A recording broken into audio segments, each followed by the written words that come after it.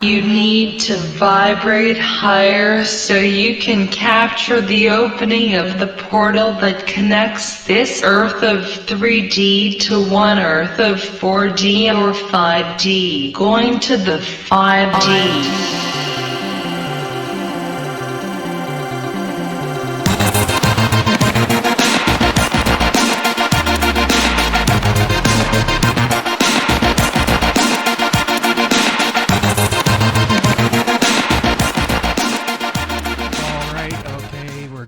We're good. Hello, my name is Phoenix. And I'm Kara. And we are talking in two dimensions. Yay.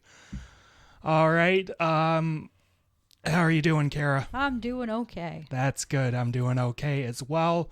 We have a bit of a packed episode for you, so we're just going to get right into the movies. Our first movie we're going to talk about is a little horror movie by the name of Obsession. This is a 2026 film directed by one Curry Barker. And this film tells the story of a guy named Baron, otherwise known as Bear. And Bear has a little crush on his friend named Nikki. And instead of, expressing his feelings in a cogent, emotionally mature manner, he instead uses a toy called a One-Wish Willow. And he wishes that Nikki would fall in love with him like head over heels. And boy, does she ever. And this film is all about that horrific escalation of her falling in love with Bear. And surprisingly enough, I wanted to talk about this film simply because of the subject of movie trailers. Because when I initially became interested in this movie is when I saw that first little teaser that showed in theaters like a couple months before it released.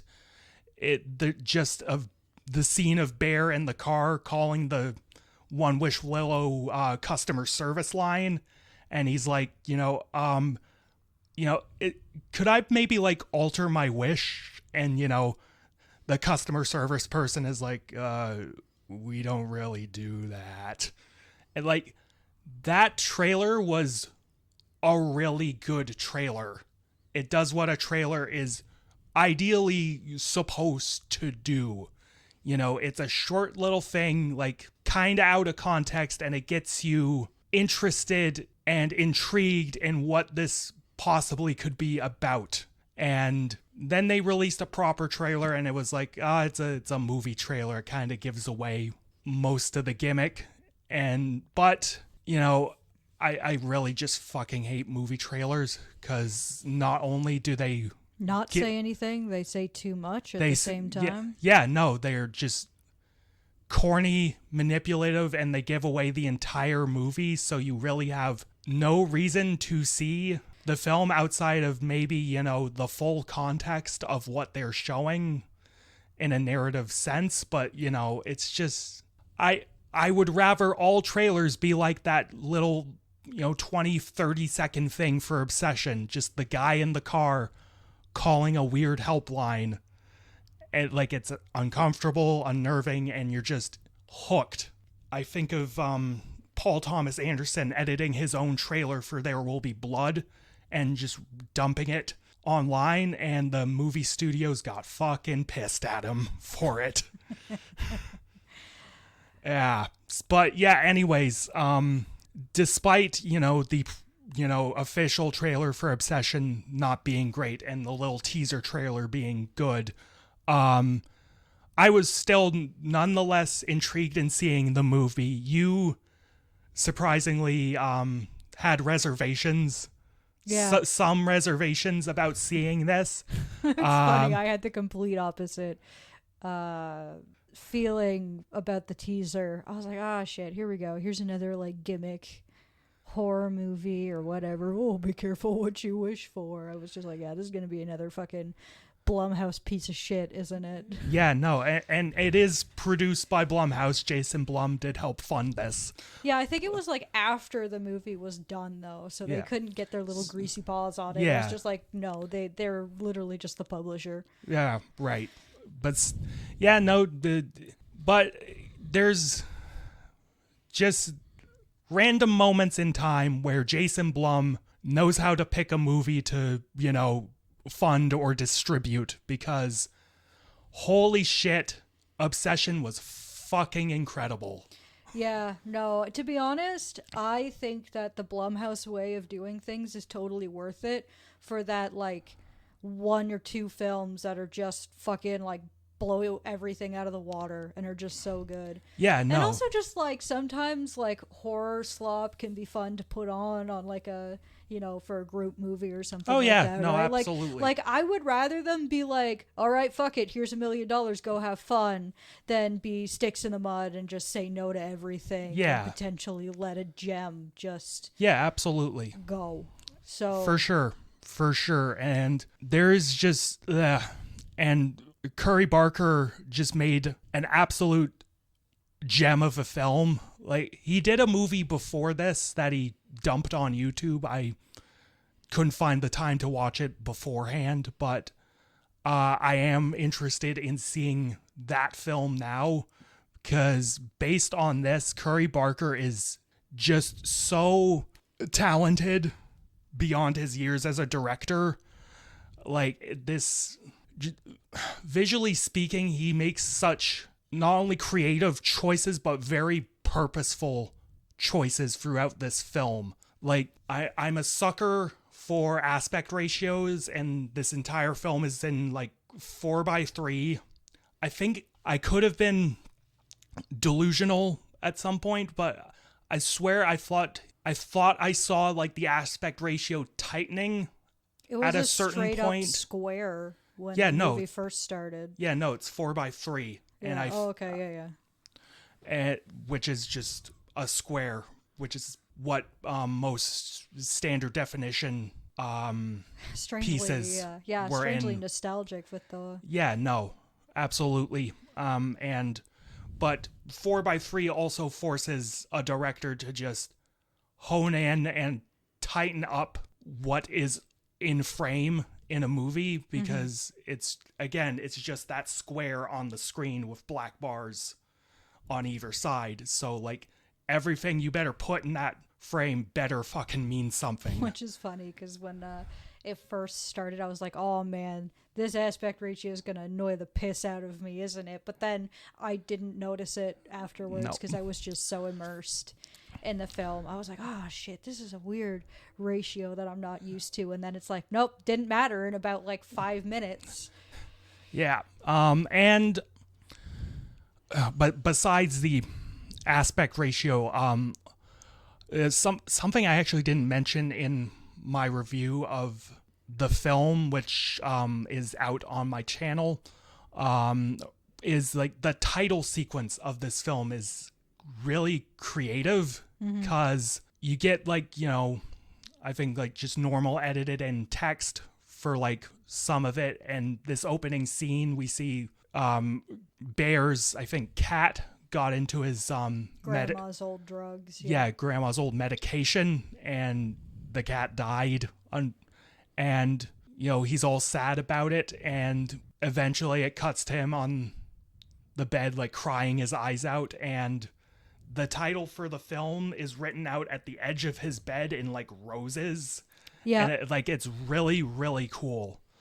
And then past that point, it's beautifully blocked and framed, and I loved the use of lighting throughout this film. The use of lighting, I love the shadows in this film. Yes. The shadows are absolutely incredible, especially later in the film where things are starting to like get rolling and some of the characters are like perpetually in shadow. Yes, and what like, that sort of metaphorically means. Like, I love how before we're told things, we are given visual hints as to what's going on. It's just so smart. It's so well done. Yes, yes. One of my favorite things in the film is how a lot of the time, Nikki, or the thing that calls itself Nikki, Barker would always consistently cast her in shadow, like she's just covered in darkness. But her eyes are so reflective. Like there's always these pin things of light in her eyes. Yeah, it's meant to show that she's just nefarious, and there's something that's sinister. not Nikki anymore. Whatever it is, There's something sinister about her, and there's I think one of the first scenes where Nikki starts doing, batshit things. Yeah. It does one of my favorite things where it'll give you a frame, but the focus, like what you should be paying attention to, is sort of off in the corner, because like. Oh yeah, there's a lot of scenes where she's just off. Because like somewhere. Bear is like sort of waking up, wondering what's going on. Nikki, it cuts to like a straight shot from his perspective, but Nikki is off in like a dark corner. Yeah, just hiding. You know what's actually especially crazy about that is how in the shadows her face kind of like warps when she starts to cry and carry on. At first, I thought it was like editing effects. Nah, that shit was makeup.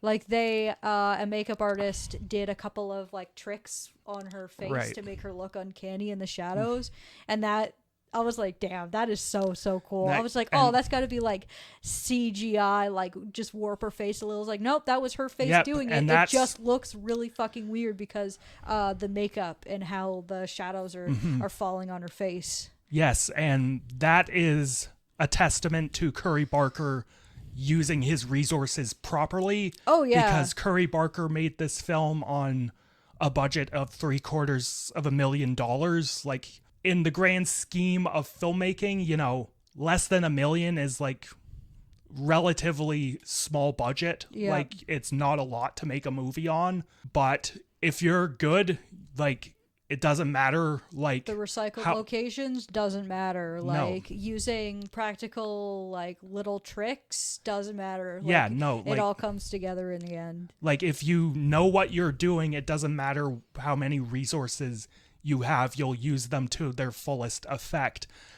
Obviously, him using them to his fullest effect involves a character getting their face bashed in with a brick, and that is a wonderfully edited scene, which and it's like I thought it was gonna be like they'll cut away and you'll see her just charging, but no, it's just you see the whole thing. And here's the most interesting part about it too, is that scene's actually supposed to be longer.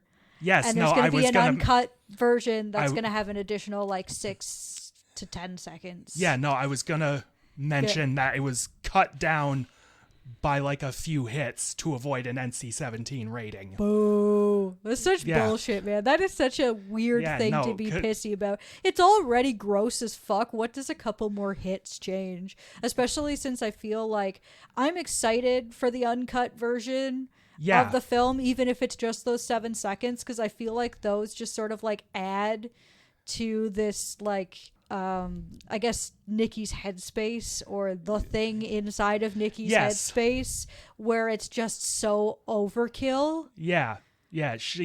I love like it just suddenly happens, like it cuts to the girl in the, I think, driver's side, and it's just Nikki just fucking bashes the window and puts a brick on the wheel. Bam, bam, bam, bam, bam, bam, bam. It just goes on and on.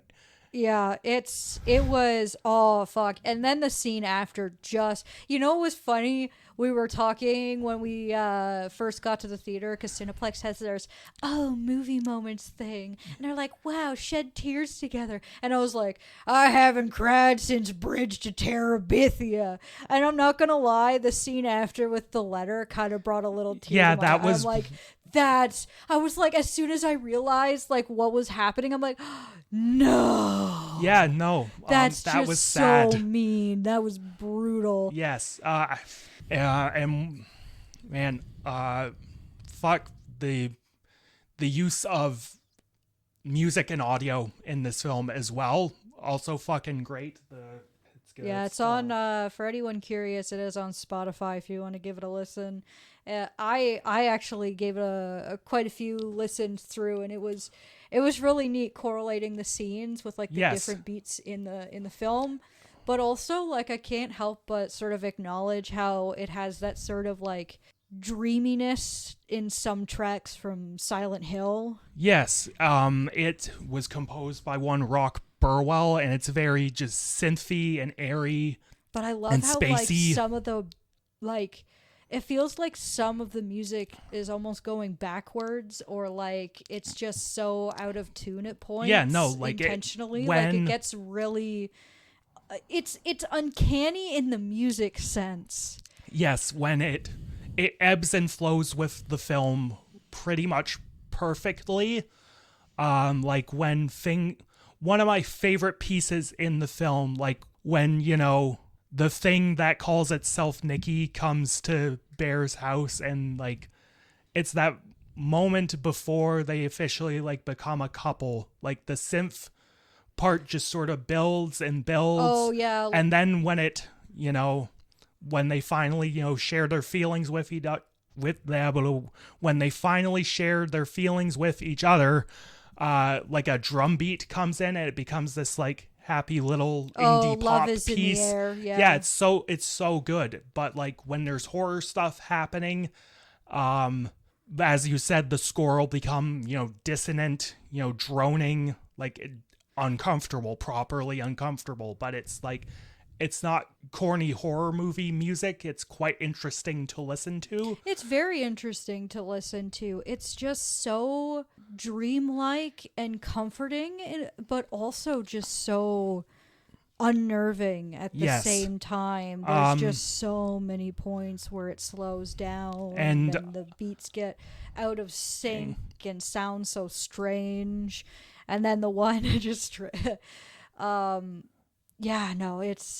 it's very fitting. It was very well done. I love this. This is one of my sort of favorite soundtracks. Yeah, absolutely. One thing I want to talk about, I want to give props to whoever was mixing audio for this film. I also want to praise the lead actress, Indy Navarrete. Before I talk about her performance, you know, this girl is a literal scream queen. This girl can scream her fucking head off. Oh gosh, and the person that was in charge of audio mixing did a great job of making sure she wasn't peaking the mics at all, because every scream was like, it was loud, it was meant to be uncomfortable, but it wasn't, you know, oh, you're fucking up your job, like she's too loud. It was just perfect. I particularly loved when she was in the bathroom and she started fucking screeching. Like, that was perfectly mixed. You could hear her through the walls, but it was like, oh yeah, perfect use of space. And understanding of where audio is coming from in the area. And gosh, out of all the genres, sound is so fucking important for horror. Like the usages in this. And the other thing, I was actually watching a couple of other videos and stuff like that, and Adam made a pretty good point as well, that there are a couple of moments in the film that you could consider jump scares, but they don't use a sound that comes out of nowhere. They use a sound that is specific to the film and works in the film, as opposed to just being out of left field. And I feel like that sort of just perfectly describes how I felt about like the audio and like the jump scares in particular. Because I know like jump scares are a big problem in horror movies, because it's like, oh yeah, they play the sting and they just get a rise out of you and it's fake. But it's like, there are some scenes in this movie that totally 100% justify that initial Yes. like peak. And the other thing too is it doesn't stop. It keeps going. It's not like, oh, I got a rise out of you, ha ha ha, ha, and then it's over. It's like, no, I got a rise out of you, because it's shit's hit the fan and it just keeps going and going, and you're just left there completely shocked, like, oh my gosh. But no, I appreciated that sort of description where it felt like the sounds they used for the jump scares were sounds from the world itself and not just a sting that you hear in other horror films. So yeah, definitely kudos to the sound designers. They did a wonderful job. Absolutely. Now I want to talk about the writing, because it's one of those, it works on multiple levels horror movies that I like. Firstly, the surface level spooky bullshit level of the movie just is it's clever in how it's presented. I like how, vague about the rules they are with the One Wish Willow. Like, it's enough that you understand what the gimmick is, but it's little enough that you're kind of wondering, like, what is this? Like, how does this work? Like, who's the fucking customer service guy? I think I really appreciate movies that are able to have some self-control, because horror really does come from the unknown and a person's imagination. And ultimately, if you over-explain things, they're just not as terrifying anymore. Like the scene where he's on the call with customer service and you can hear like the real Nikki screaming in the background. Yes, I was going. It's like, holy fuck, what the hell is going on? It's like, this is absolutely nuts, but you don't get an explanation. And the other thing too is that from a marketing standpoint as well, this just sort of the other thing that snowballs from this kind of stuff is the theories. There have been so many discussions online about what the hell is going on, from, Nikki being sort of possessed by an evil deity or like a demon or devil or something, to being possessed by the spirit of his dead cat. Like, people have been going wild with the explanations, and it's really, really cool. Yeah, no, it's okay. I'm going to mention this now, but I read an article recently that said Curry Barker's next movie, which is currently in post-production, it's supposed to be coming out next year. Ooh, nice. Okay. Obsession and that next movie are in the same universe. Yes, and and apparently it's going to explain what happened to Nikki. Yeah, there's going to be like a news report or something about what happened to her. Yeah, like it's I really love the scene with the customer service call. Oh, it's like so it's so well good. presented. It's one of the best scenes in the fucking movie. Yeah, no, it's so good. And what I love about it is, in part the audio, because I love how just uncomfortably noisy, like just the screams on top of screams. And just you hear how over the phone. The customer service guy, that's who is the director by. Oh, that's Curry Barker. That's Curry Barker. That's great. Yeah. Okay, yeah, no, because like the reason that scene is so fucking unnerving is because of how Curry Barker delivers those lines. He's it's so, some burnout stoner on the line, like, we don't do that. We can't do that. Yeah. You want to talk to her? I think I watched a couple of interviews as well, and I think the one thing that I find adds to the tragedy of like the overall writing is two things. One is that apparently the One Wish Willow is not like a genie. It's like you wish something, it gives it to you. The problem is that Bear's wish was just so fucked up that it kind of ruined everything. Like, it's just, you kind of took away someone's autonomy. So it was the nature of his wish that was the problem, because there's several people in the movie, like, for example, when he goes back to the store to talk to the man, it's just like, do you have any more of these? And he's like what's your problem? I did my wish, it went just fine. And then, of course, his friend gets like $1 million. Billion. $1 billion that just rains from the sky. There's no catch. The problem is that he wished for something that was just so fucked up. Yes, no, it's a monkey's paw. Yeah. Curry Barker was inspired to write this movie after watching the Simpsons episode.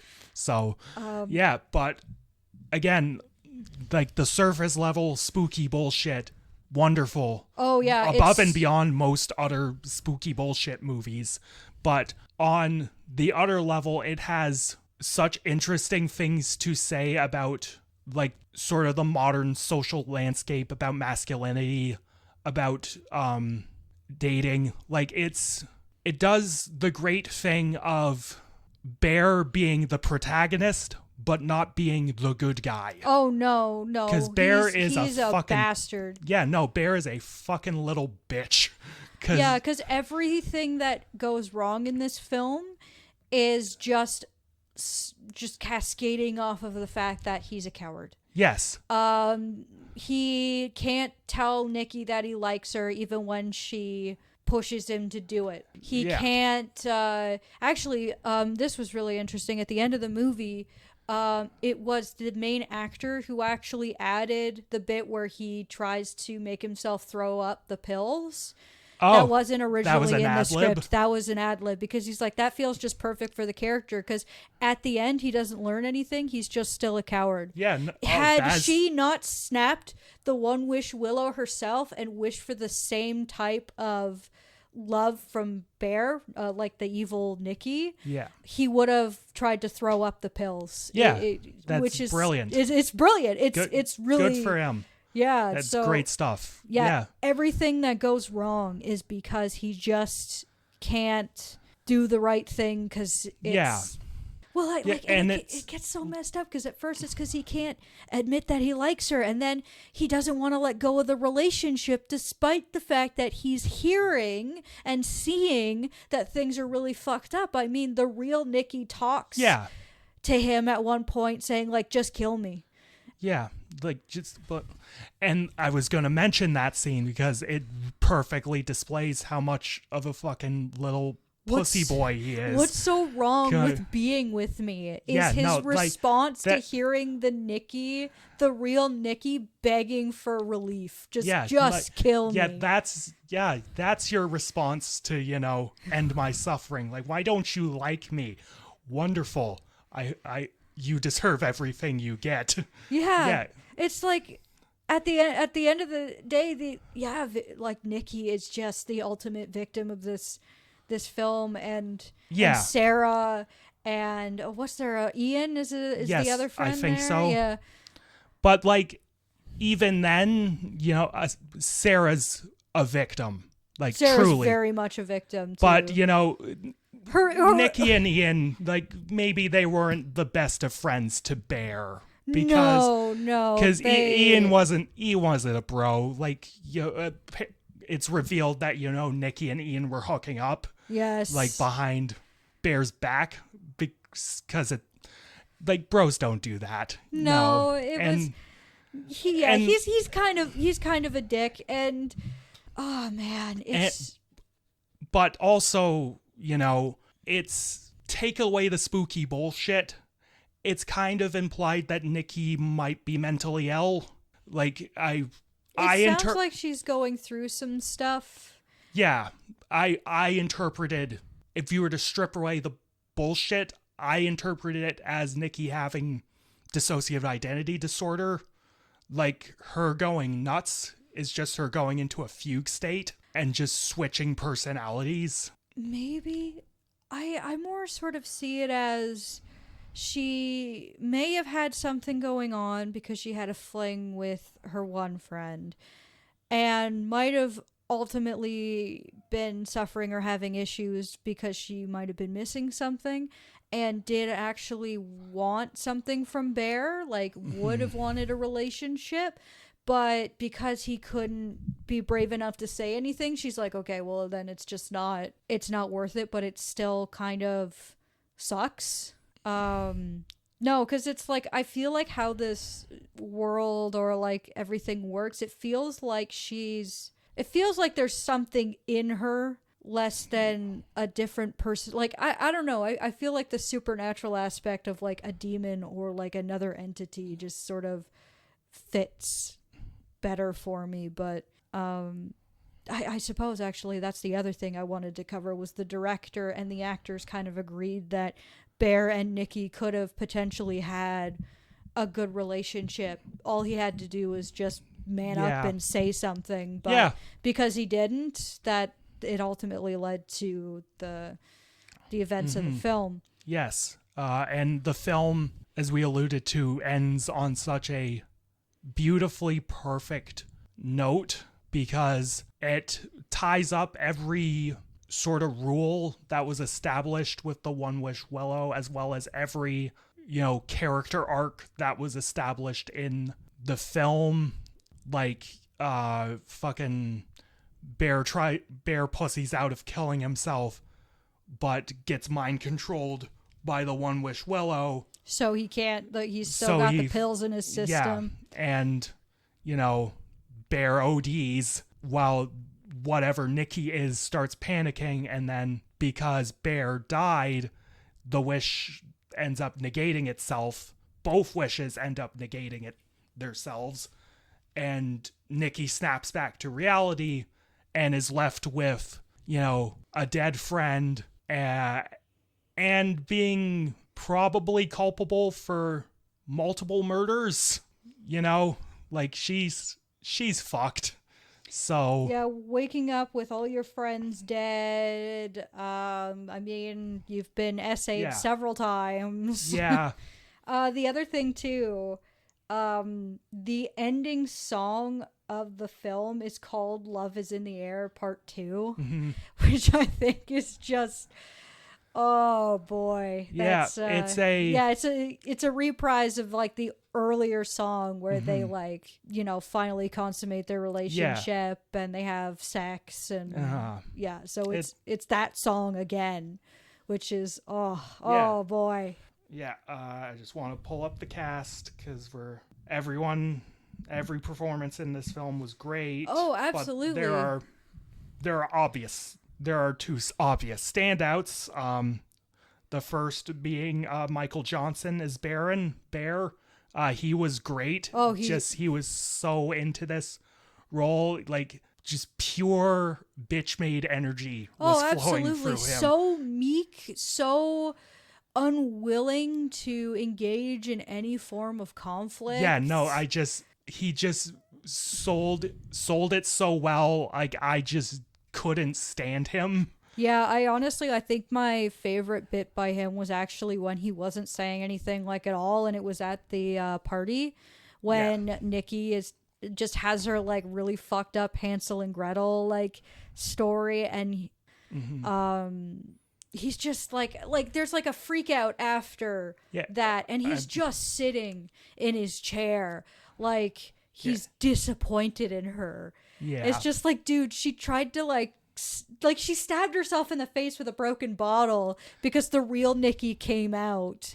Like she had an episode, though also the when he pulls out the block and it's like, oh, kiss the person to the left of you. The face like the actress for Nikki made. Holy shit. I'm sorry. I might have burst out laughing a little bit. It's like, oh no. It was like, this movie is kind of funny in strange ways, but it's like I'm laughing because I'm uncomfortable because it's like, oh, I know exactly what's gonna happen. Oh no. Yes. I want to quickly, before I talk about Indy Navarrete, I want to talk about a scene earlier in the film that was really well presented in terms of just blocking and editing, and that was when Bear goes off to work, but Nikki isn't working that day.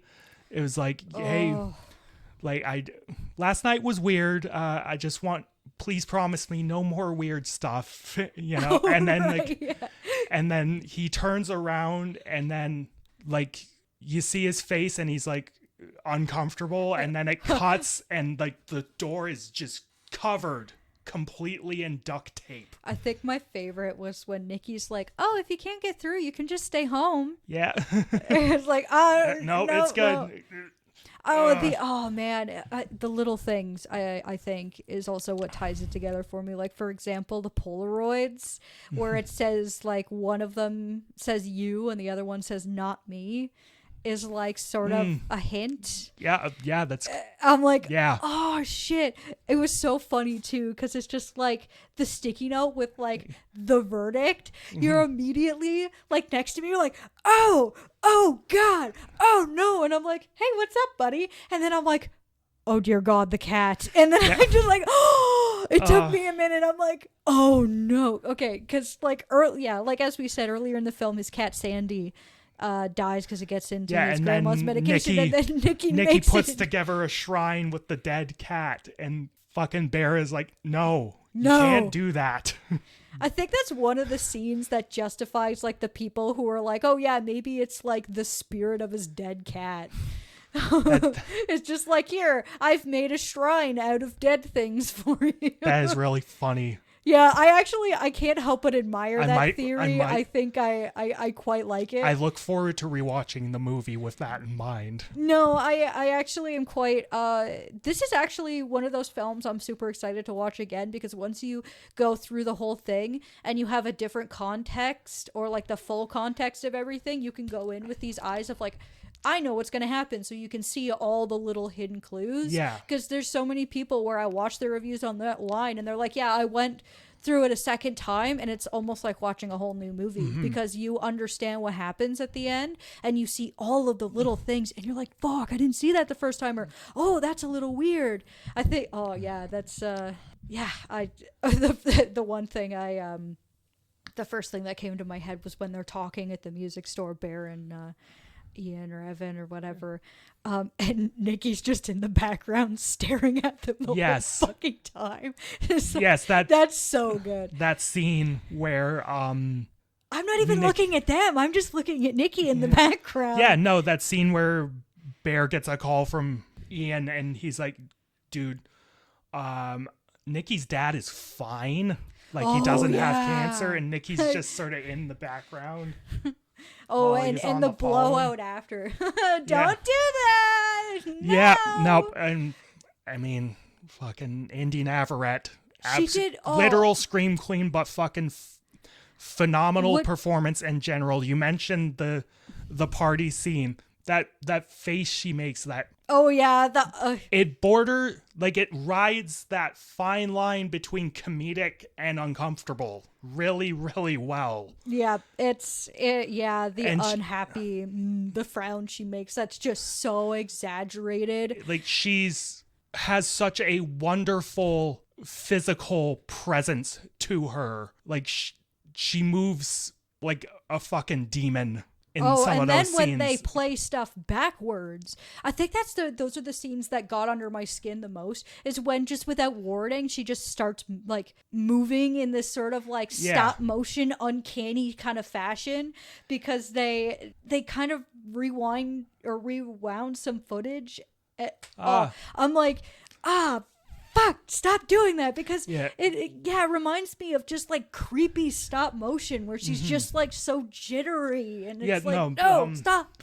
Like the climax of the film when Bear runs home after Ian makes his wish, like he's looking around and like Indy's in the background like doing this weird sort of walk. Got that fucking King Tut thing going on. Oh no. Like it was really, really. And again, I mentioned she's a literal scream queen, but all those screams were just all those emotional outbursts were so entertaining.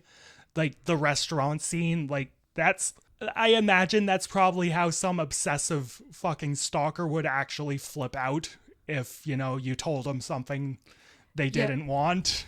Like, yeah, no, absolutely. It's such a well done movie. I can't wait for my second watch.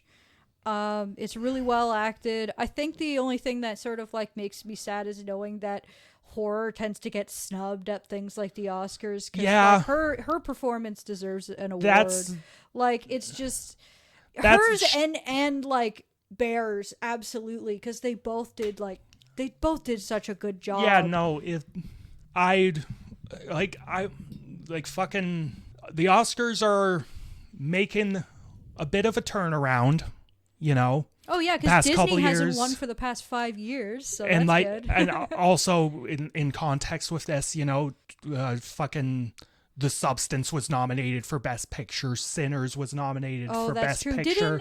Didn't the lead in that film? Didn't she get Best Actress at? It wasn't the Oscars, but she did get Best Actress at. Like maybe the BAFTAs or something? Something like that. Either way, like, hell yeah, she deserved it. Yeah, no. The Substance is also fucking... Yeah, no, that movie's peak. Sinners is cool, but, like, I really hope, you know, this film making a boatload of fucking money against its budget forces the Oscars to, like, maybe throw it a bone.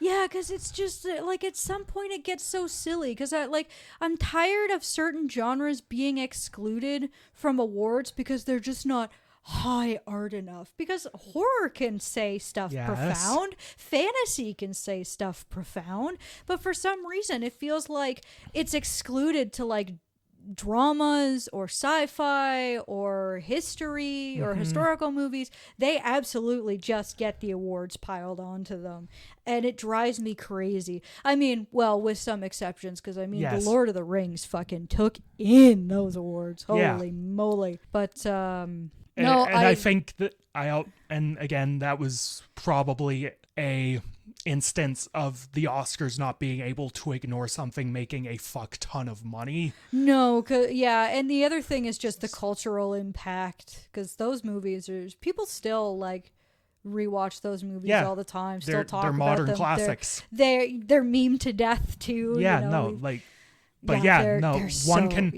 One can hope, you know, this film raking in tens of millions. I think it might have hit like, I think it was at 100 million. 118. Yeah, if it hit the 100 million mark against, you know, a small budget, like it making such a ridiculous profit. This fucking movie is spanking The Mandalorian. Yep. It's so funny. Yeah. It's just like, if I had said to like an old Star Wars fan that this was like where their franchise would be, they'd laugh in my face. But the fact that like this small budget horror is absolutely just bending them over the knee and slapping them, like, oh dude, it's brutal. Apparently it's had like the smallest like box office opening for a Star Wars movie. Like it's not good. It wasn't a good movie. So oh no, did you see it? I did. I didn't watch. I have only seen the first season, so I was like, I'm not a big Star Wars fan either. I appreciate Star Wars for what it is. I'm not a freak though. You only need to see the original trilogy. And that's how I feel about it, because the original trilogy are very well done movies. Mm-hmm. They're so awesome. They're just so hard not to like. And then the prequels make me want to shoot myself because they're so fucking boring. I'm glad that Curry Barker made a movie that beat out the Baby Yoda. Curry Barker is a talent that I am looking forward to seeing what he does next pretty much all the time as a given. You know, he's probably the best YouTuber turned director based on this movie. Oh yeah, because like the funny thing is all these other movies, I was like, yeah, these are actually really good movies. I'm enjoying these, but this still blows them all out of the water. Yeah. It's just crazy because it's like, I like Talk to Me. I like Bring Her Back. I like Iron Lung. Apparently Together falls under that as well. Yes. But this one just is miles above these films. It's crazy. Yep. Fucking fantastic movie. Go see it. 10 out of 10. Yeah, for me it's a 10 out of 10. So far it's like my favorite movie of the year. We'll see how things roll out. It's also definitely going on like my top horror list for sure. Like it's I look forward to the second viewing. Currently the drama is still my favorite movie of the year, but Obsession is like close second. Like I'm the opposite. Obsession is my movie of the year, like, man. It's neck and neck though. Like it's neck and neck. Oh, fuck yeah. Obsession, go see it. But we talked about an American movie, but now we're just going to go into the theme of this episode. Happy Canada Day! Yay! Da, da, da, da. Oh, no, wait. Hold on a second. Da, da, Yeah, da. fuck you. That's the American national anthem. We'll talk about those fucks another time. But yeah. Traitor! Yeah. But no, we had a fun time watching some Canadian film. Yep, our theme is, Canadian sort of cinema, Canada themed movies. But before we get into the recommendations proper, we sort of have a couple appetizers for you, some Canadian movies. Since this is my episode, since this is my recommendation, let's start with the live action movies. So the first film we are going to talk about is 2015's Turbo Kid. This is... I may or may not have bullied him into this one, but that's okay. No, this was on my watch list, so okay. Fine. Because I was like, yeah, fuck Canadian movies, motherfucking Turbo Kid, let's go. Yes, so this was directed by Francois Simard and the Wassels, Anouk, and Johan Carl, because this is a joint production between Canada and New Zealand, I want to say. Oh. So this film tells the story of a nameless wanderer called the Kid, and he's surviving in a post-apocalyptic wasteland. And during his travels, he meets a young girl by the name of Apple, and they start becoming fast friends. But while this is all happening, like a Kiwi cowboy, an arm wrestler, I forget what his name is at the moment, he is captured by a warlord known as Zeus, and eventually all these sort of plot lines converge, and the Kid sort of has to take down Zeus. And yeah, I'm not gonna lie, if I were 15 or 16, I would love this fucking movie. But as a grown adult, I thought this film was just absolute fucking Reddit. Like, oh shit, yeah. I'll admit, this movie does age itself with some of like the talk and the jokes. yeah, like I'm like, fuck yeah, this is like... I think not appreciate. I find this film interesting in that it inhabits this interesting 80s, 90s nostalgia. This interesting Reddit sort of culture. space during the 2010s where like this sort of cultural insistence on nostalgia began, because in the mid 2010s, like 80s nostalgia started taking over like everything. Like, that's pretty much the only reason Stranger Things became a fucking phenomenon, because like our sort of collective culture at that time was just steeped in, remember the 80s, like fucking synths and fucking neon colors everywhere, like... It's a very rose-tinted glasses version of the 80s. Yeah.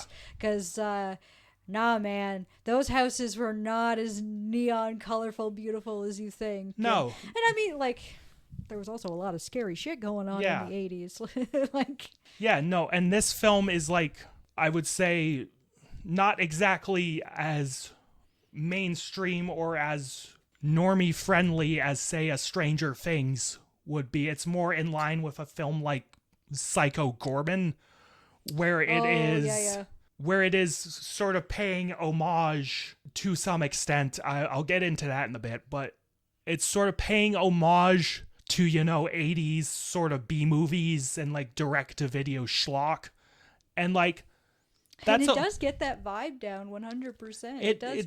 It is kind of like has that cheesy VHS I found in the bin kind of.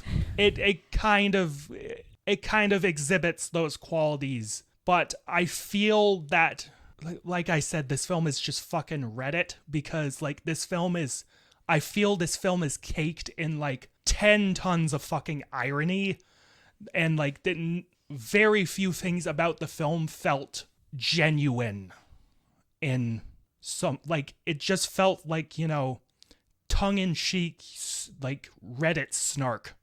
Especially when you have to deal with fucking Apple every goddamn scene, because she was fucking insufferable.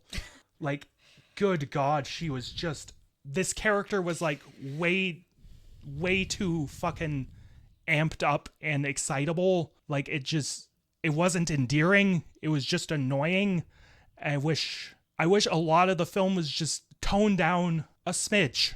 Like, just a smidge. Like, because there are parts of it that I kind of like the dynamic between the kid and Apple is, for the most part, kind of cute.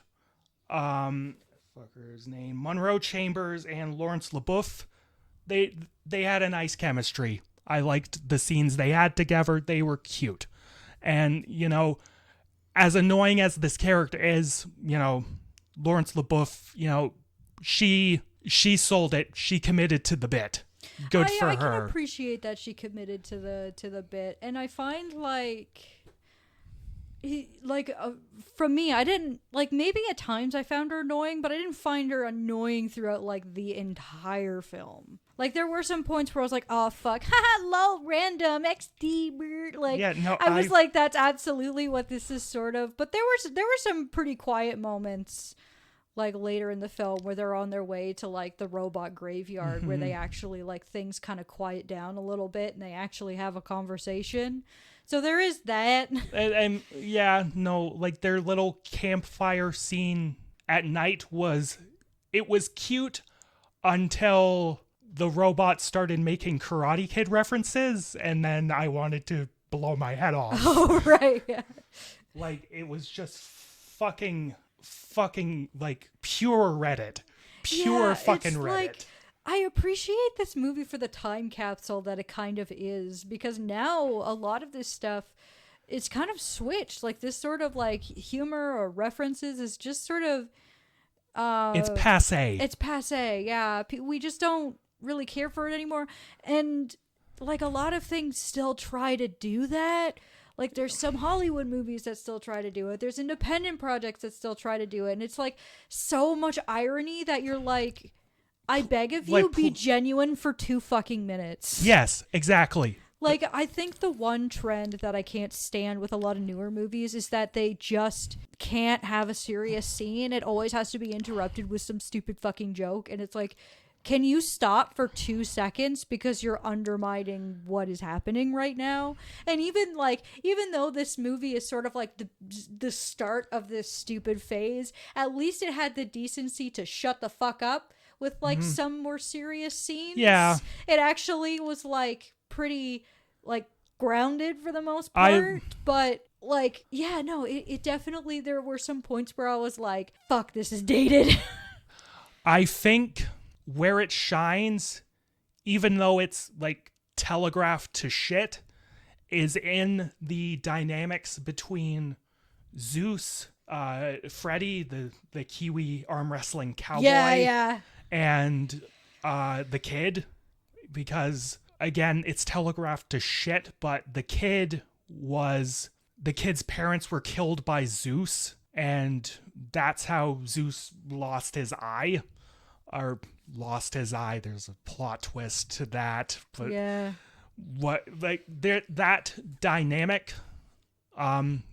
where sort of Freddy is encouraging the kid to become this sort of action hero, find his toughness or whatever, because in the film the kid stumbles upon a suit of armor modeled after his favorite comic book hero, and he sort of just becomes automatically, without any sort of build-up, which was kind of surprisingly nice, he just becomes Turbo Kid, and yeah, and it's just oh fuck, I've got the suit, I've got the gauntlet, let's go, hell yeah. And he just has a fucking laser gun, and that just eviscerates everyone. So he doesn't really need to learn how to fight or anything. He just has tons of weapons to use, so he's good. That's actually one thing I do like about the film is that there's at least like some hidden history and like the things surrounding Turbo Man, because if you look at the back of one of the comics that he has, it does have like an army recruitment flyer or like advertisement, and you learn like from him finding the suit that the Turbo Man comics were just straight up propaganda to get kids in the military. Yeah. Like Turbo Man wasn't just like a fictional character. They were actually modeled after the soldiers that were fighting against the robots. Yeah. Yes, I will commend our trio of directors, which, like, when you hear that a film is directed by 3 people, you would automatically assume that it's going to be a clusterfuck of competing visions. But no, It's cohesive. It's cohesive. Like, everyone was on the same page, seemingly. And these directors technically did an okay job. I thought at times it appeared as though they didn't quite know how to use the resources. Like, because, like, I think they poured it all into the gore. Because, all the gore is, like, despite some of it being a little too much for me in terms of the set piece itself, the actual technical effect being done is really, really good. Like, the gore is actually pretty good, and honestly, that's part of me can't help but like this movie for how crazy the gore can get at times, because it's just so wild. I appreciate how exaggerated it gets, but that's just me. That's just my personal thing. I'm just like, hell yeah. I thought go big or go home. I thought, despite maybe how obvious the effect is, I thought the guy getting his intestines pulled out by a bike, was a really cool set piece. But yeah, they poured their money into gore, and I don't think much else, because in terms, like, it's kind of flatly just lit and shot. Like, there's not much to it in terms of that. The sets were like, okay, cool, you found some decent enough locations probably around where you live. Yeah, you know, actually, there's a really fun fact about the locations is that it was actually supposed to be like more desert-like, but by the time they got there, it had rained several times. Ah, shit. So they're like, fuck it, and they put green dye in the puddles. And I thought that was really good. It's just like, we've got a movie to film. Bloop, bloop, bloop. Like, I thought that's pretty good, actually. Yeah, no, I like that. But what I think the part that bothered me the most in terms of these directors not putting money where it should have been was the costumes, because, like, it was so wildly inconsistent in terms of quality. Yeah. Because, like, Zeus and his, like, lackey, the guy with the skull mask, they looked cool. Like, effort was put into those costumes. The Turbo Kid costume was cute for what it was. Like, it's the dorky little red costume. Yeah. Like, that's great. That works. That's fine. The Space Ranger kind of, but like Power Rangers thing going on. Yeah, but like a lot of the costumes were like, okay, you clearly went to like the local sporting goods store, bought a bunch of like hockey pads, and called it a fucking day. Like, yeah. Come on. No, like, yeah, I feel like viewing this movie again all these years later, because I remember watching it when it first came out, and like sort of seeing the different perspective from little me and me now, because this was like 11 years ago, so I would have been like 18 actually. Yeah, so no, I think like early internet days, it's like, yeah, this is actually pretty great, but now it's like, oh man, times have fucking changed, man. But still, despite all that, I find myself still enjoying the film. I kind of appreciate it for what it is, though it's not perfect. It's definitely got problems, but it's not like I'm sitting there dreading the entire thing. I'm like, all right, you know what? You guys got your vision out there. You get a gold fucking star. Yeah, no, I will say they did not waste my time per se. No, it's just an hour and a half. It's a very snappy movie. In and out. You know, how you doing? Keep it moving. Like, yeah, I miss when movies were just a fucking hour and a half, man. Holy shit. Remember when movies were just like so quick and to the point? And yeah. didn't And make you want to, go to a therapist no, for depression. And yeah, no, it's a fun little action movie with a cute little arc about the kid, becoming And essentially a also- superhero. them having the balls to just like kind of kill one of the main characters and end on kind of a sad note. The first they do it, they fake out Apple's death once, They do. which is like, oh, and the first time, and like after the fake out, I was like, oh, that's it. That's cool. You killing her in like the second act. Like, that's fucking dope. Because it gives the main character this extra drive and motivation. But then, She just comes back. She comes back, and it's like, just to fine. hand off the MacGuffin, and then she Yeah. dies again, which is like, She died- why it don't you kinda- just leave it at the first one? it negates the power of her death, because she does the noble sacrifice, which, fine.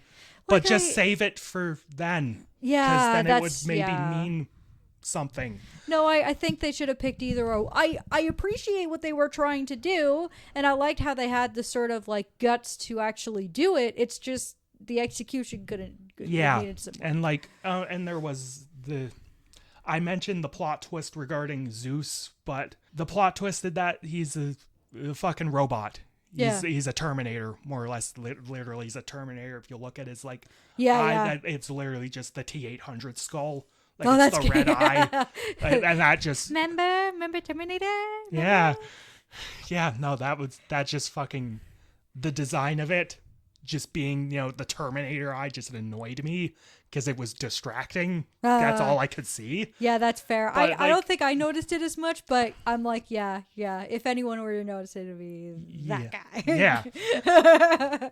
No, but like the plot twist that he's a robot, like, okay, that's kind of interesting. Like, his little speech was kind of fun. Like, it's Michael Ironside. He was probably the best part of the film. Oh, like, yeah, he just yeah. sold the fuck out of everything. And like, he was genuine. He was like selling it straight. Like, Oh, yeah. Because I feel love like- Michael Ironside. Fucking Sam Fisher, baby. No, I feel like for writers out there, if you want to do something tongue-in-cheek, there needs to be a balance of things being like, you need, like, I feel like there's a level of irony where it's just like, oh, hey guys, get it? But it's just like, it gets annoying after a while. Like, if you want to be tongue-in-cheek, at least still be genuine about it. Like, show your love for the thing that you're doing. Like, I'm trying to think of, like, a movie where it's like, yeah, this is kind of poking fun at the genre, but it's a good representation of the genre. It still is a really good piece of media. There's a movie on the tip of my tongue that's a good example of this. I can't think of it at the moment, but no, there are examples where, it's, obviously, poking fun at pastiche and like tropes, but it's still but it's a reverent sort of You still celebration love the thing. Yeah, it's of it. Yeah. And this film, like, God bless these directors for putting their best foot forward. They clearly have some talent, and I hope maybe I'll check out something else they've done in the future. Like, hopefully they've learned lessons from making this movie. because there's definitely a lot of talent there. The other thing I'd like to make a note of is that Turbo Kid does actually have a video game spin-off that you can get on Steam. Nice. It has very good reviews too, actually. It's sort of like a non-linear Metroidvania style game. Oh, that's fun. That's cool. Yeah, no, the reviews are really good. Apparently, it's actually a top-notch game. So I I'm may throw it on the gonna- wish list then. Yeah, But yeah, Turbo Kid, I wasn't the biggest fan. I thought it was an amusing watch, but it was insufferably Reddit. 5.5 out of 10. yeah. For me, it's a 6 out of 10. Yeah, no, and that's the live action choice. We're gonna move on to the animated selection, and that would be 1983's Rock and Rule, directed by one Clive A. Smith, starring one Don.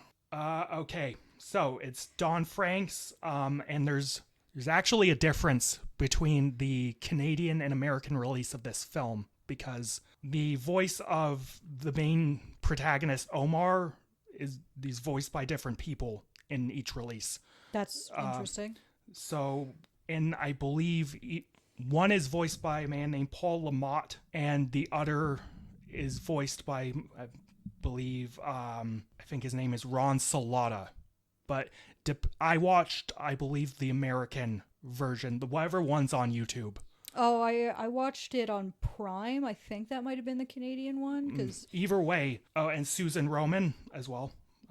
But yeah, Rock and Roll tells the story of a little band that's playing sort of the dive bar area in this like cyberpunk city.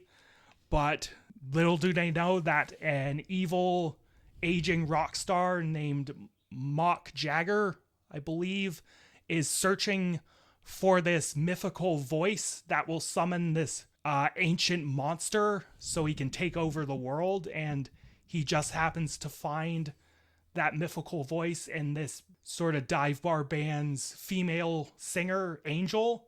So Mock kidnaps her, and it's up to the rest of the band to try and get her back. And me and you had watched this a number of years back during the pandemic. And I don't think my opinion on it has changed too much, but in rewatching it, there are things that I appreciate about it more, or at least they were more charming to me this time around, because I'm not gonna lie, this film is rickety as fuck. Oh yeah, it's unfortunately, I feel like it in part has to do with the nightmarish production of this film. Actually, to sort of give a little bit of additional context, the reason why I picked this is not only because Nelvana, the studio that made it, would unfortunately shut down not all that long ago, but also because the team was actually heavily inspired by heavy metal. They wanted to produce their own film that was very much sort of the same tone. Difference, of course, being that they had a full one plot as opposed to an anthology. So they did actually get some pretty big names to do some of the music, like Lou Reed, Iggy Pop, Earth, Wind, and Fire. I'm not gonna lie, I think the majority of the budget went to either licensing the music or paying Lou Reed and Iggy Pop, because like the animation in this film, like I said, it's rickety. Like it's so rickety at points, but then there's some moments that are actually kind of impressive. Yes, there's I'm a lot of cool. That's actually a really hard shot to do. Like there are some really cool visual ideas and uses of color throughout the film. Like there's clearly a ton of inspired ideas. I love how Mock is honestly animated. Mock in how he moves. Yeah. He's actually genuinely really cool to watch. And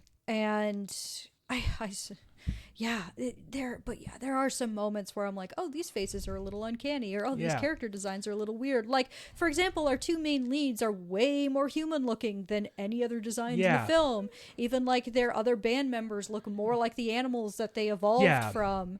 Even Mock looks more like an animal, but it's like the two main leads are just human faces with rat noses, and it's really hard to look at. It's really strange considering how animalistic everybody is. That didn't quite distract me. I thought the character designs and like the design of the world itself, while maybe it wasn't technically executed in the best way, it's still a cool sort of world to explore.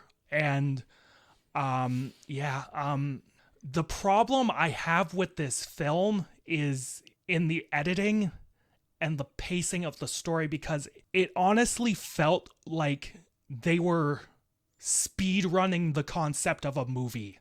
Yeah, Like, because some like, of oh, these, we're here, now we're there. Oh my goodness. like, all of these scenes felt so rushed. Like, and it's not like it was incoherent, because it was coherent. I could understand the plot. what the plot. I could understand what each scene was communicating, but like, it didn't let anything breathe. Like, it was just, okay, we've explained this, now we're going to move to that. We explained that, now we're going to move to that. Like, just stop, breathe, revel in this world. Like, let us spend time with these characters so we, further Especially understand since- these motivations. Like, stop moving. Especially since it's like you're undertaking a actual full story as Yes. opposed to an anthology. Like, for like, as we'll get into later, heavy metal is kind of like pretty fast paced, but it's a bunch of little stories that are put together that Yes. all sort of have a different, like, they all sort of try to replicate an aesthetic when it comes to like metal and rock. Yeah. Where it's like, this one is like, you are doing a full length movie. Like, we're going to be with these characters for a we've whole got hour and 30 minutes. Like, you can relax a This little is a bit. 3-act story, this is one of those instances, and it doesn't happen a lot, where I wish the movie was longer. Like, just that Yeah, 'cause extra it's- half hour. Use that half hour to like flesh out the world, explore these characters more. Yeah. But like, I will say, at least the music was banging. The music is pretty banging in this. Like, it's a lot of good shit. Like, fucking, like I mentioned, the Mock Sanders' singing voice is both Lou Reed and Iggy Pop, and the songs they composed for this film, banging songs. And like, absolutely. the songs that Angel and Omar's band sings, Debbie Harry, good singer. I like those songs. The final song that they sing as sort of like that triumphant, we beat the bad guy, we're using that to repel the demon, that has been stuck in my goddamn head since I watched this movie. Oh, yeah. Absolute bop of a pop song.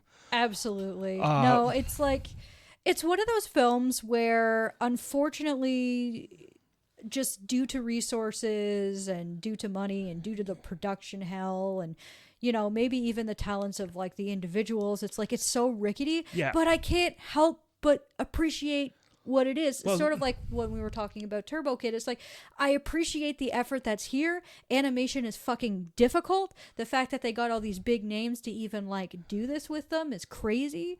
Like, and oh no, I just like, I like the world. I think it's really neat. I like the aesthetics for the most part.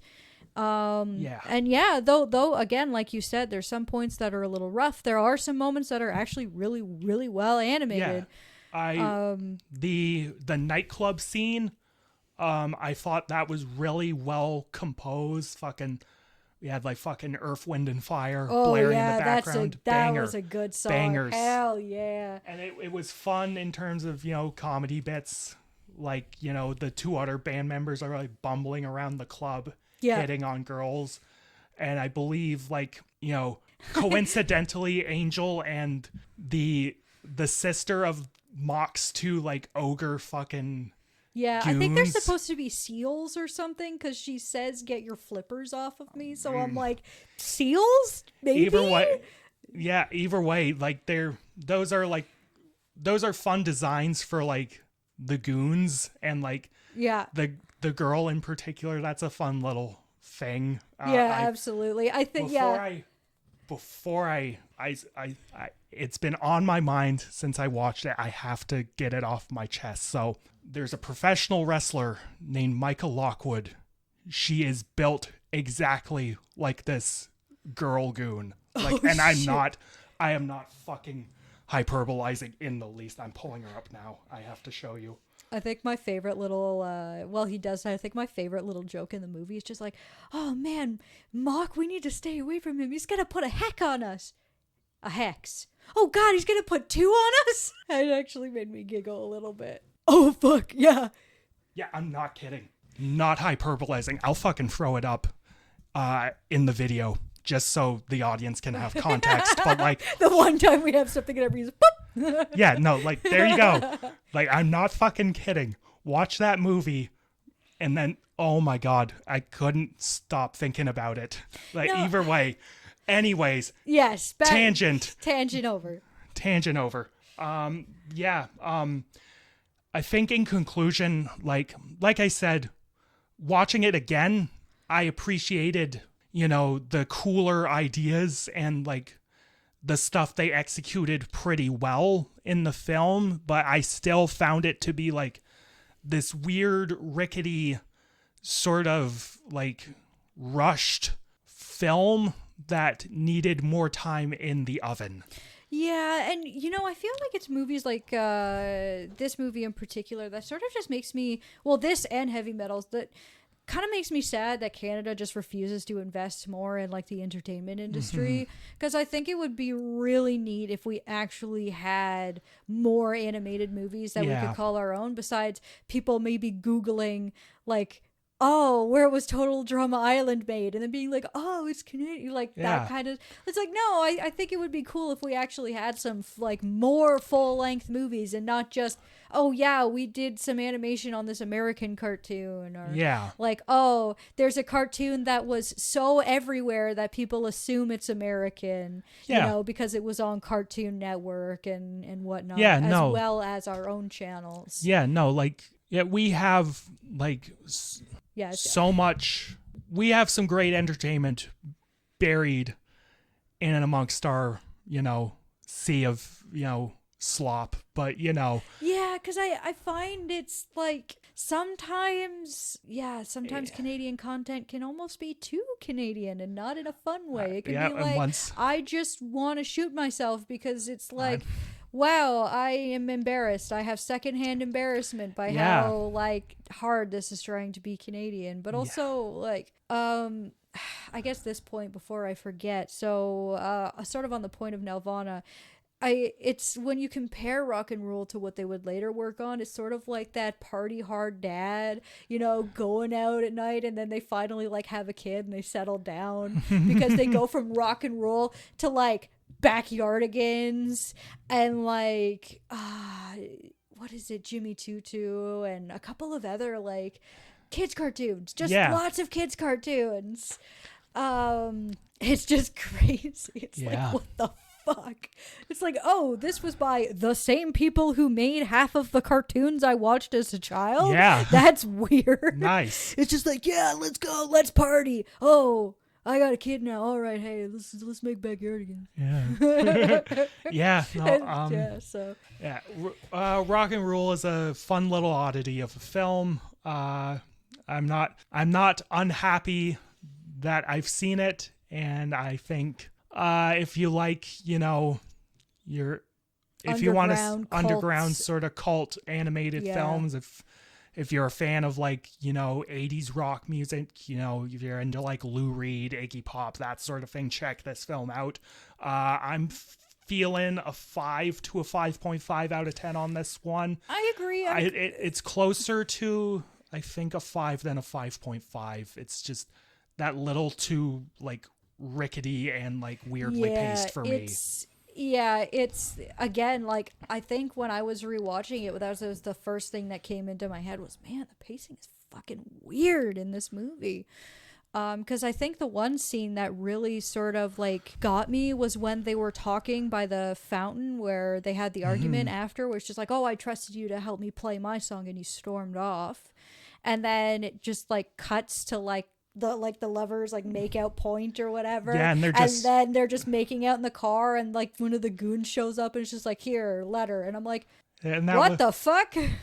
And like it's just like, oh, we go from this, like, and then it's like, oh, that's them in the car, what the fuck are you doing here? Like, and that again, like, it's in theory, why did we even need to change locations? Like, in theory, like, you could make that transition between scenes work if there was more if sort it's of just in like, between. oh, I'm gonna lead you somewhere, and you see them get in the car. Like, yeah, no, it's like just like, there's just not enough connective tissue there. yeah, it's just like, oh, Yeah, now we're here. Yeah, no, it's just bizarre. Yeah, Like, so unfortunately, this one's a 5 out of 10 for me as well, Yeah. because like, it's like, yeah, I appreciate what it is, and some of like the set pieces are absolutely stellar, but oh man, it doesn't. It's like that old shit box that really, like, it'll get you places, but it might fall apart at any moment now. Oh boy. But yeah, that's our little warm-up session done with. Now it's on to our proper recommendations for this episode.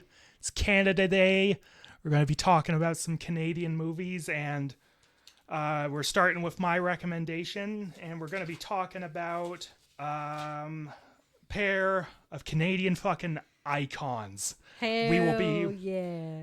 We are watching 1988's Strange Brew. I believe I mistakenly, in the previous episode, I mistakenly said it was released in 83. I am issuing a formal apology for that. Formal retraction. Anyways, 1988's Strange Brew, directed by Dave Thomas and Rick Moranis, aka Bob and Doug McKenzie. And in this film, after a botched movie premiere, Bob and Doug McKenzie go home, but they drink the last bit of beer they had, which was meant for their dad. And so they have to go, and they also use their last bit of beer money, paying off an angry My theater kids goer. were waiting forever for this movie. How could you do this to them? So they're out beer money, and the dad needs beer, so they go to a beer store and try to scam the the teller there to get free beer, but he's like, go to the brewery. And so they go to Elsinore Brewing Company, and from there on, Bob and Doug end up on a wacky adventure, and everyone in Canada, maybe Americans as well, some Americans, but everyone in Canada, they know who Bob and Doug McKenzie are. Fucking legends. Yep. Fucking Dave Thomas, Rick Moranis, SCTV, legends. But Kara, I don't know how aware you are, but do you know the history of why Bob and Doug McKenzie exist? No, actually, I know about them. I've seen their bits, comedy bits. Yes. And I do remember watching this movie a very, very long time ago with like my dad, but otherwise not so much. Okay, so Bob and Doug McKenzie are CanCon. So for the Americans that might happen to stumble upon this podcast, CanCon is short for Canadian Content, as our government, or I believe our equivalent of like the FTC, which is the Canadian Standards Broadcast Council, they mandate that a specific percentage of all content that is broadcast in Canada be like Canada related, Canada themed, Canadian made. I believe the current like percentage is like 35%. Yeah. And so when SCTV got an American TV deal going into their third season, which is the season that Dave Thomas and Rick Moranis joined the cast, they got their deal with NBC. And NBC gave SCTV 24 minutes of airtime, not including ads. The CBC gave SCTV 26. And so, like, I believe, like, the executives at CBC were like, CanCon, we need to fill, like, that extra 2 minutes with Canadian content. And Rick Moranis talks about this in an interview. Like, everyone there was like, what the fuck are you talking about? Like, this is a Canadian show produced by Canadians, written by Canadians, starring mostly Canadians. Harold Ramis and Andrea Martin were on SCTV. They were American, but they had left by the time Dave Thomas and Rick Moranis joined. I see. So, like Rick Moranis is just like, what the fuck do you want us to do? Like, wear toques, swill beer, and the executives are like, yeah, something like that. And so Rick Moranis and Dave Thomas were like, okay, we got something. So they grabbed a cameraman, had their little set designed, and like just started riffing for 2 minutes. and that is what commonly, those Great White North segments with Bob and Doug McKenzie, is what would commonly close out SCTV. Like the credits would start rolling over these segments, like it's just them riffing for 2 minutes, and they became a fucking phenomenon. All that riffing was enough to fill an entire record, which included a song sung by Geddy Lee of Rush, and like this album fucking blew up. Like Dave Thomas and Rick Moranis became fucking superstars because of this. And I think a little to the chagrin of the rest of the SCTV cast, because they were like, you know, we're busting our asses here and these two are just riffing on a camera for 2 minutes. Like, why aren't we getting the attention? And that sort of what led to a bunch of tension amongst that cast. But either way, like Bob and Doug McKenzie were like the thing, and like Hollywood came a knocking. Like MGM were like, here's a bunch of money, make a movie of that. And Dave Thomas and Rick Moranis made this film, and they made a fucking banger of a movie. Oh man, I love how even from the first second they're taking the piss. Oh yeah, like the lion is drunk. Like it opens up on this like red and white and blue, the colors of their set version of the MGM logo, and the lion is like fucking zonked out of its mind. And then the camera pans over, and Bob and Doug McKenzie are just messing with the lion, swinging its tail. And then the lion starts waking up a bit, and they're like, oh shit, we fucking stop that. And then they realize the camera's on them, like, oh shit, we gotta get to the set. And they just run over to the set and quickly do hi,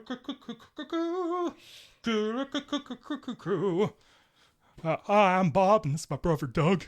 Like, and then the film starts with a fake movie. Like, so good. And like it's them like riffing about, oh, and like this is TV. This is a movie. Yeah, no, and then it cuts to their like ratchet ass sci-fi movie. Like, what the fuck is it? Like them holding up like a cardboard like cutout for like a title card, and like, oh, just put it down. They already know what it is. Like, put it down.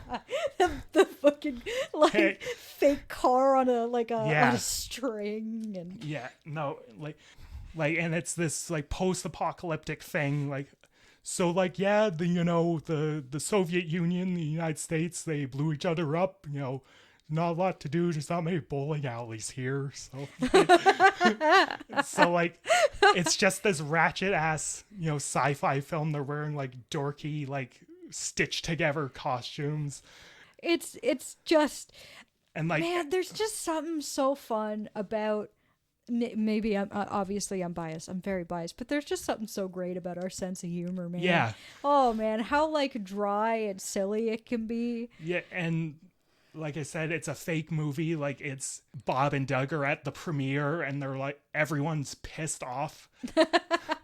Like, this was on the record. Like, hey, where's everyone going? Like, I hope you're proud of yourself. It's so good. Like, and like everyone just storms off, and like Bob and Doug are like, oh, we gotta get out of here.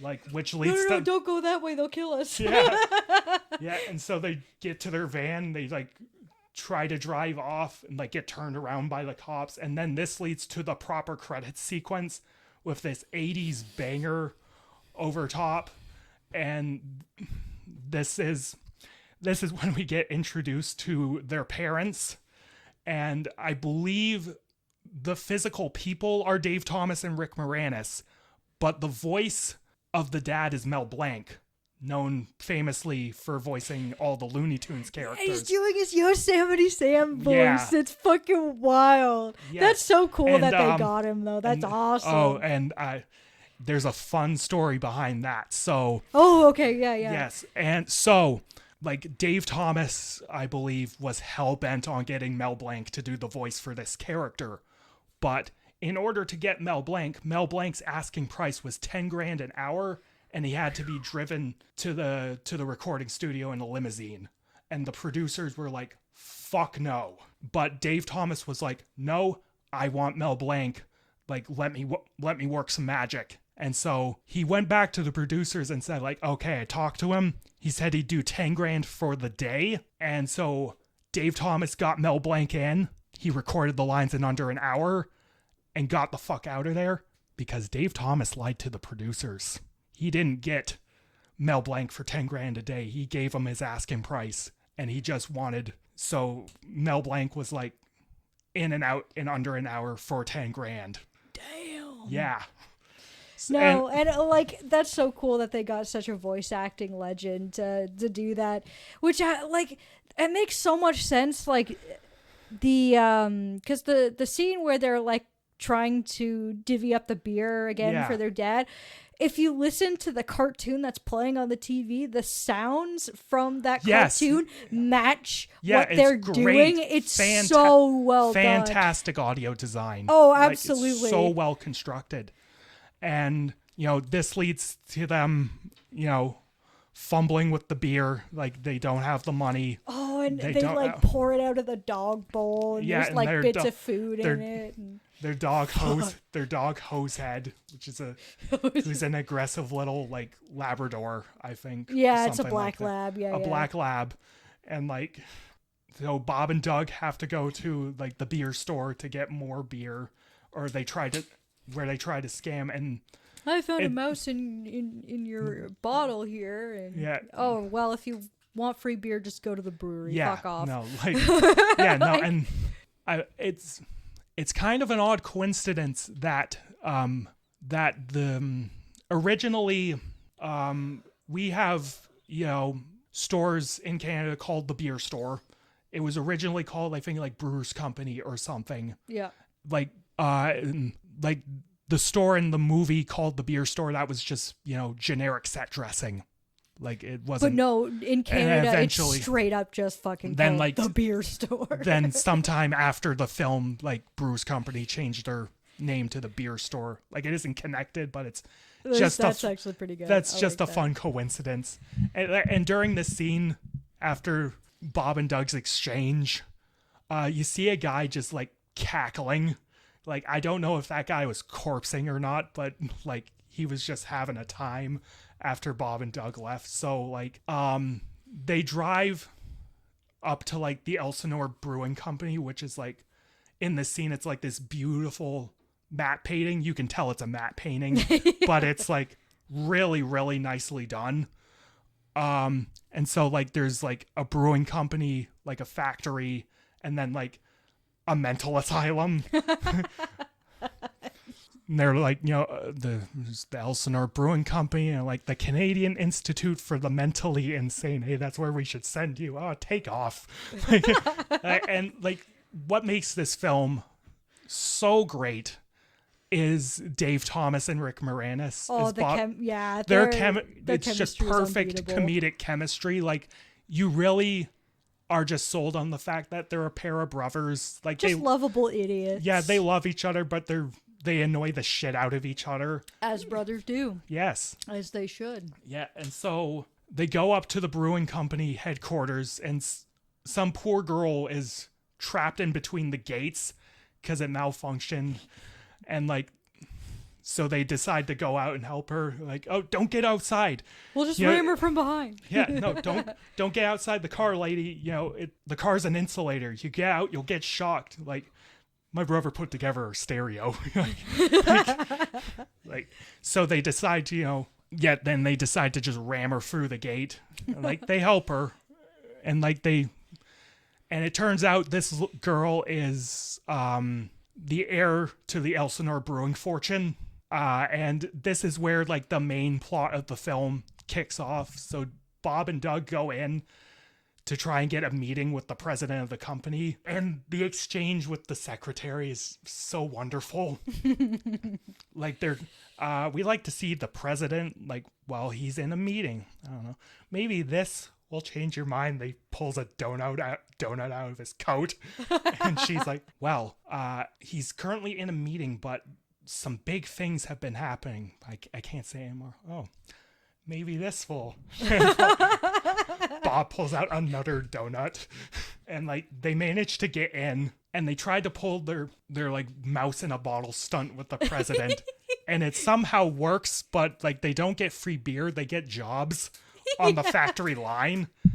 And this is where we meet the foreman of the factory, who is a former hockey player. He was like a rookie star for the Montreal Canadiens. Until he had a mental breakdown. A mental breakdown. As he had a mental breakdown, eh? That's what happens when I deal with this guy.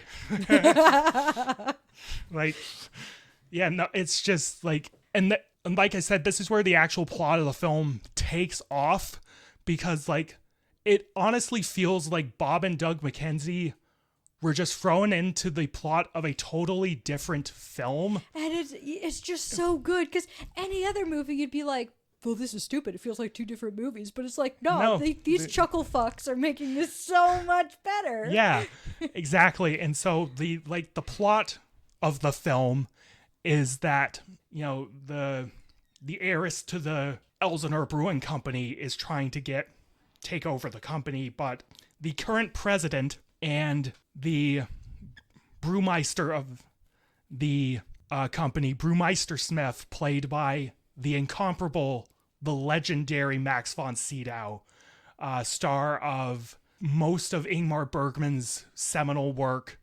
I think he won Best Supporting Actor for his role in The Exorcist. He was the old priest in The Exorcist. Yeah, and so it's all coming together. Yes, and so Max von Sydow is playing this comedic villain totally straight.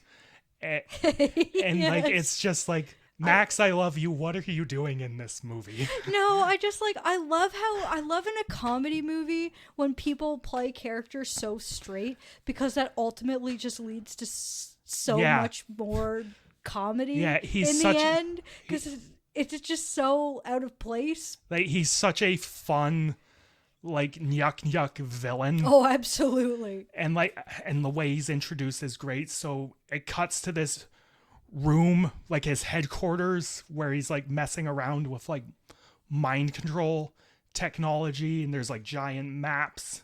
A guy is messing around on a keyboard, which is how they do the mind control. And I think Brewmeister Smith is introduced when a door on like this wall opens and he's just in the bathroom or something. It's just again, it's like two separate movies are taking place.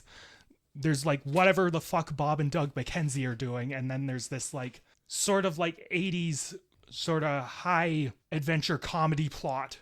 And you know what I love so much is that they're not just like two goofballs that are like, they're kind of integral to things they going affect right. the story. They do affect the story, because this could have been an absolute tragedy if they weren't there.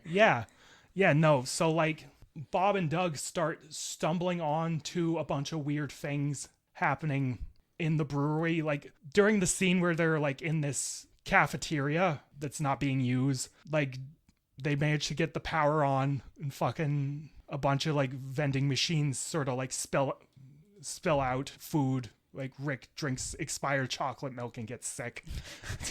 If my mouth didn't taste That's like throw up, I'd kiss you right now. It's one of my favorite lines in the film. It's so good. Yeah, and so during this scene, like, a bunch of key information is revealed. Like, Doug actually starts asking key questions about what's going on. So, like, how did the owner die? And, like, the foreman's like, well, he was electrocuted. And, like, it's shown in the scene that there's weird, like, power surges happening throughout the brewery because Max von Sydow is, like, using up all its power to power their mind control. And to test it out, they have a bunch of mental patients dressed up in hockey gear playing hockey, thanks to Buddy playing on the keyboard. Like, and this eventually leads to, like, the foreman and Bob and Doug investigating, so they get like dressed up in like the hockey gear and start playing hockey with all the mental patients who are being mind controlled. Wonderful physical comedy. And eventually plot happens. You know, the daughter finds out the dad was actually murdered by, you know, Max von Sydow and the actual president. So in order to like hide their involvement, Max von Sydow and his like president lackey, decide to frame Bob and Doug McKenzie for kidnapping the brewmeister, the Elsinore heiress, and the ensuing chase, or like scene where fucking Max von Sydow is tailing Bob and Doug, is wonderful. Like Bob and Doug, like stop at their house to pick up something, and Max von Sydow's like, what are they doing?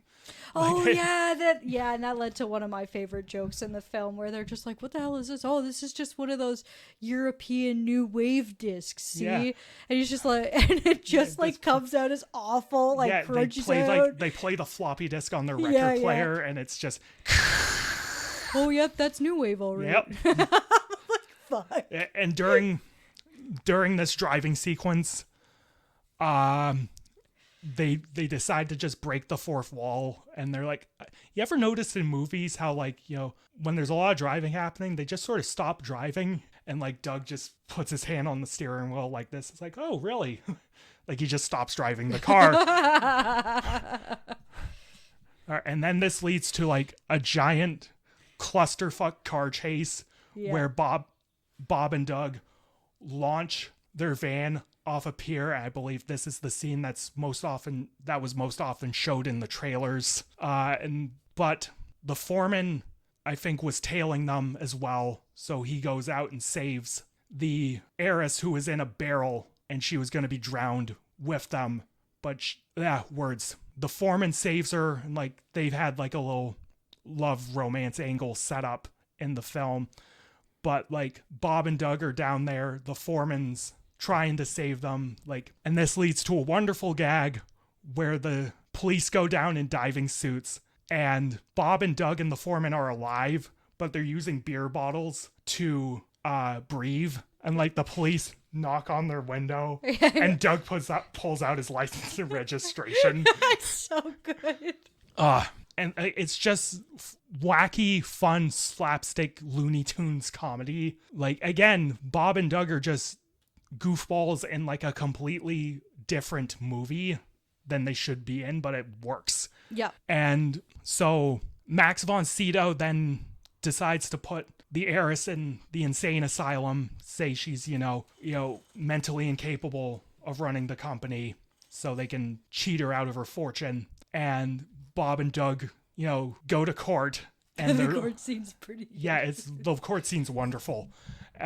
So we like to plead guilty on kidnapping, but not guilty on, murder, assault, and like, sir, you can't split pleas like that. Oh yeah, I'd like to have, split please soup to go, please. Like, it's just a dumb fucking line. And during this court scene, Doug gets a bloody nose, and like he needs like tissue to wrap it up, and it cuts back and he has like piles of tissue on his face, and everyone's like, how do we stop this? And so the guard in the courtroom pulls out a couple bullets from his revolver, and Doug uses them to plug his nose. And so when I believe Doug goes to testify, like he sneezes and the bullets fire. And they just ricochet around. And then they're, deemed incompetent to stand trial, and they're remitted to... It's not my fault. He's the one with the bloody nose. Yeah. And they get remitted to the insane asylum, where they're just put in a padded room in straitjackets, and they're just sort of kicking at each other. You stay over on that side of the room, man. Don't you cross that line. There's line. You stay over there. I'm going to steamroll you. Steamroller. And they just sort of roll over each other. Like they're just riffing. Oh, yeah. At this point, they discover the heiress is in the asylum with them, and the foreman is piecing together what's happening, and he's tracking them down. Also, the dead father is haunting the brewery. That's Which is so fucking wild. Yeah, that's probably the wildest bit in the film. Like, it's just there. Besides the beer inflation, but we'll get there. Yeah. Like, it's just wonderful. It's just like, you know what? Sure. Yeah, no, like... Fuck it. And then, so, like, Bob and Doug just start messing around in the insane asylum. Like, they go to, like, the fucking shock therapy room. and just start shocking each other. That's my turn. I love how like the one guy comes in, they're like, "Oh, we need to get going," and he's like, "Oh, okay, but when we're done, we're coming back because it's my turn." It's like, fuck. Yeah. So like, one of my favorite lines in the film, during the sequence where they're trying to escape from the asylum, Doug gets confronted by a guard, and it's like, "Oh, we're from the Department of Justice. We're just sort of adjusting the beds." Justice. It's just, and this all leads to our climactic sort of final bit where Max von Sydow puts Bob and the heiress in a brewing vat, and he intends to drown them in beer. And slowly it fills up. You know, eventually it comes like waist high, and the heiress is like, "Did it get warmer in here?" And Bob is like, "It doesn't feel warm to me." Like they're just, it's so dumb. And eventually Doug and the foreman track down where they are, and like they free them, but the vat is empty, and the heiress is like, "I've never seen anything like that. It just drank all the beer." And when they open it up, Rick Moranis is in a giant fucking inflatable fucking suit, and he's like the entire size of the vat. Like, "Hey, could you let me out here? I need to go whiz." Like, and they managed to get him out, and he's out there. He took a leak, which I think put out the fire that was going on in the building. The firefighters were like, "Wow, you took this out in like minutes compared to the hours it would have taken us. If you want a job, just let us know." I was like, holy fuck. Yes.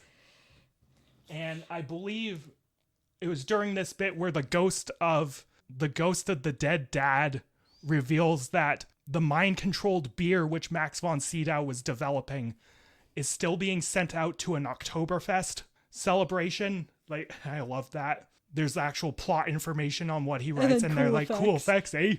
Yeah. So good. So Bob and Doug devise a plan where they use their dog Hosehead, disguise him as a skunk. They paint like fucking stripes on him.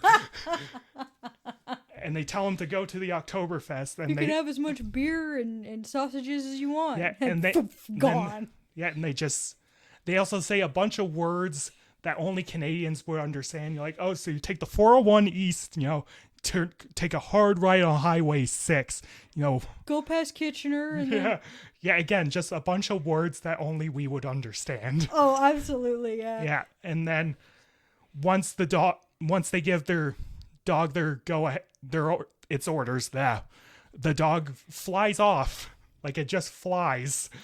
And then there's some wonderful green screen work of the dog just flying in a cape. He gets a cape at one point, and then the cape falls off. The cape just falls off because this dog is clearly just on a table and like just laying down. I love when effects are just so shit on purpose. Yeah.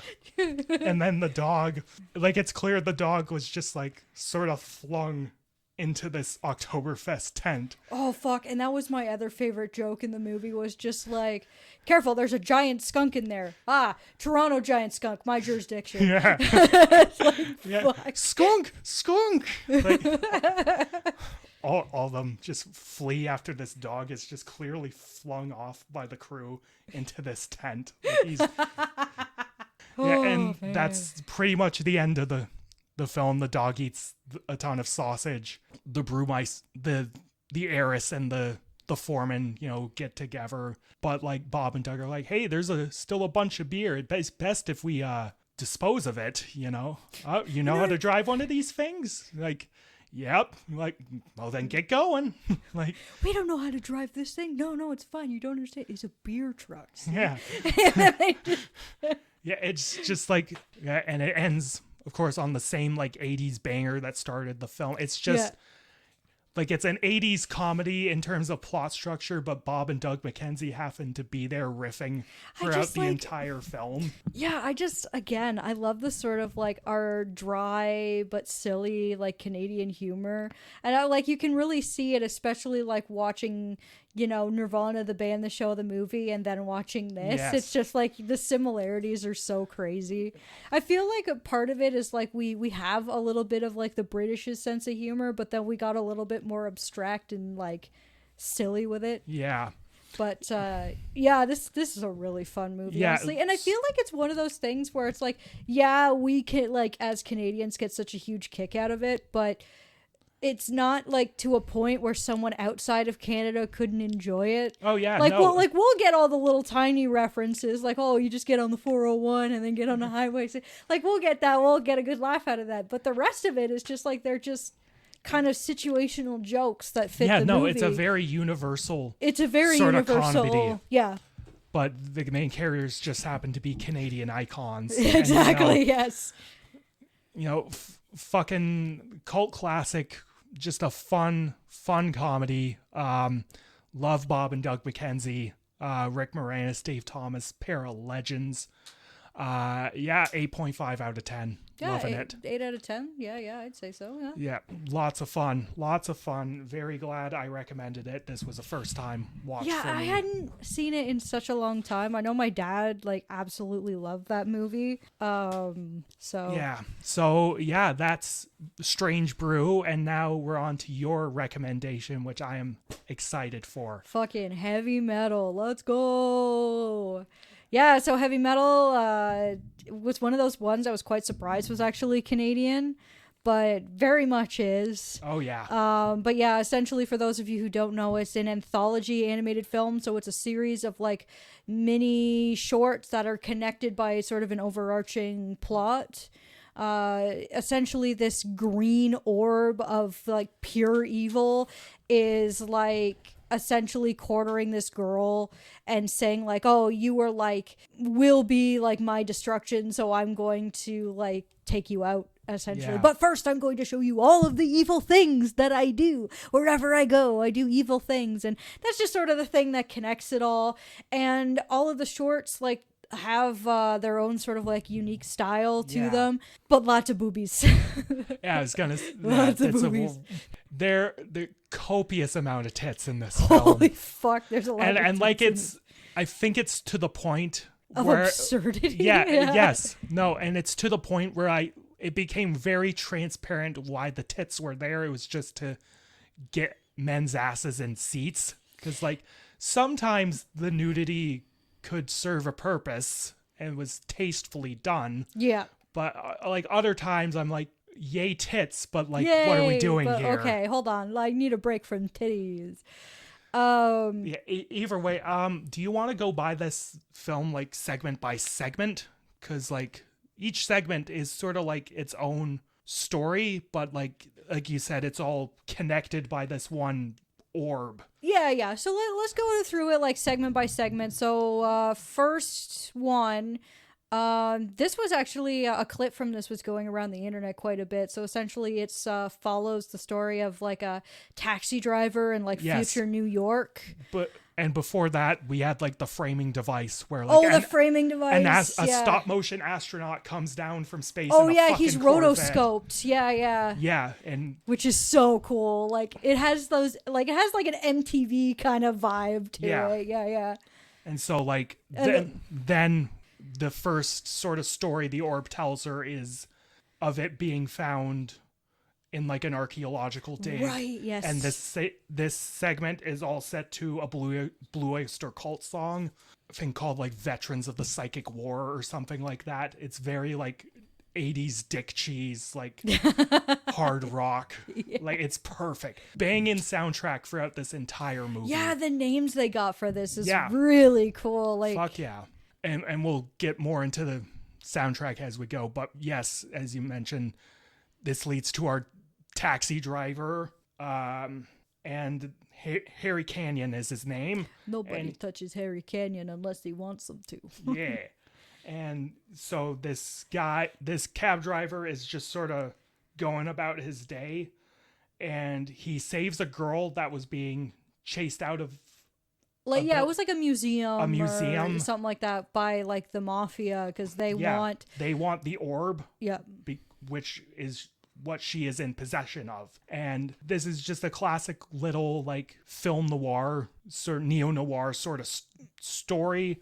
You know, this like hard-nosed sort of cab driver caught up in something he doesn't need to be caught up in. I loved the tone and the style of it. This is one of the moments where the nudity was like tastefully done, I thought, because the sex scene between this girl and the cab driver was funny in terms of dialogue. Yeah. Like, I don't know if she's seen America, but I gave her the stars and stripes, baby. Like, fuck. That's so good. Like, it's such a fun little bit, again, of like neo-noir sort of detectives. Not detective story, but like the animation style really lends itself to that as well. With like the colors are like flat in a good way, right? Yeah. And I love the line work. There's so many little lines that make the characters look so gritty and dirty. You know, it's sort of like a semi-realism. Yeah. That's just very distinct. Compared to like some of the other shorts that we'll see. This is definitely one of my favorites because I love the gritty animation style. The music's great. I love how it's like an actual like cohesive story with a beginning and a middle and an end, as opposed to just like a fucking experience or whatever. And it's like the orb, it actually has like an impact. Yes, no, everything is connected. Everything is connected through this orb. Which I can't actually say for all of the stories that we're going to be touching on. Yeah. Some of them are just like, oh yeah, anyways, the orb is here. Yeah. Okay.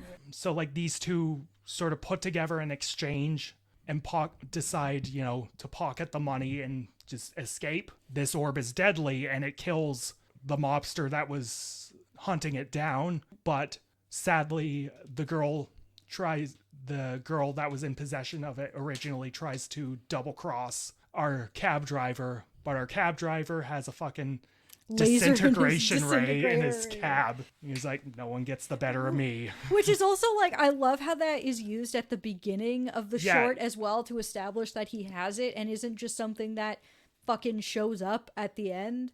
So I appreciate them establishing that he has a disintegration ray in the back of his vehicle, and he has like his glove box is just full of like guns from the people that he disintegrates. So we then transition to our next segment, which is Den, this kid who gets transported to this like fantasy world where he becomes this like muscle bound like warrior character. I love how he looks down big. Like, holy fuck. Yeah, this character voiced by the late great John Candy. Oh yeah. Yeah, and he does both voices very, very distinctly. Oh, very absolutely, like his performance as the kid was fucking great. Oh, it's so funny. Like, I love how he's just like, for an alien, his English is pretty good, but he's talking better English than he is. Like, man, fucking.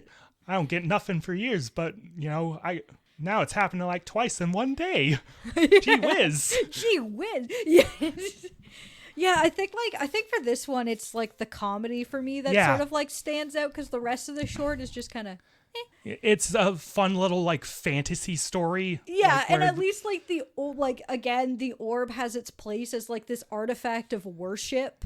You know, it is actually kind of a MacGuffin in this story as well. Yeah, no, and like you mentioned the comedy of it, like Den and his like band of like they walk into a dark room and like, oh, I think I found the orb. The lights go on and he's grabbing the queen's tits. And it's like, oh good. Lord, that's not what it is.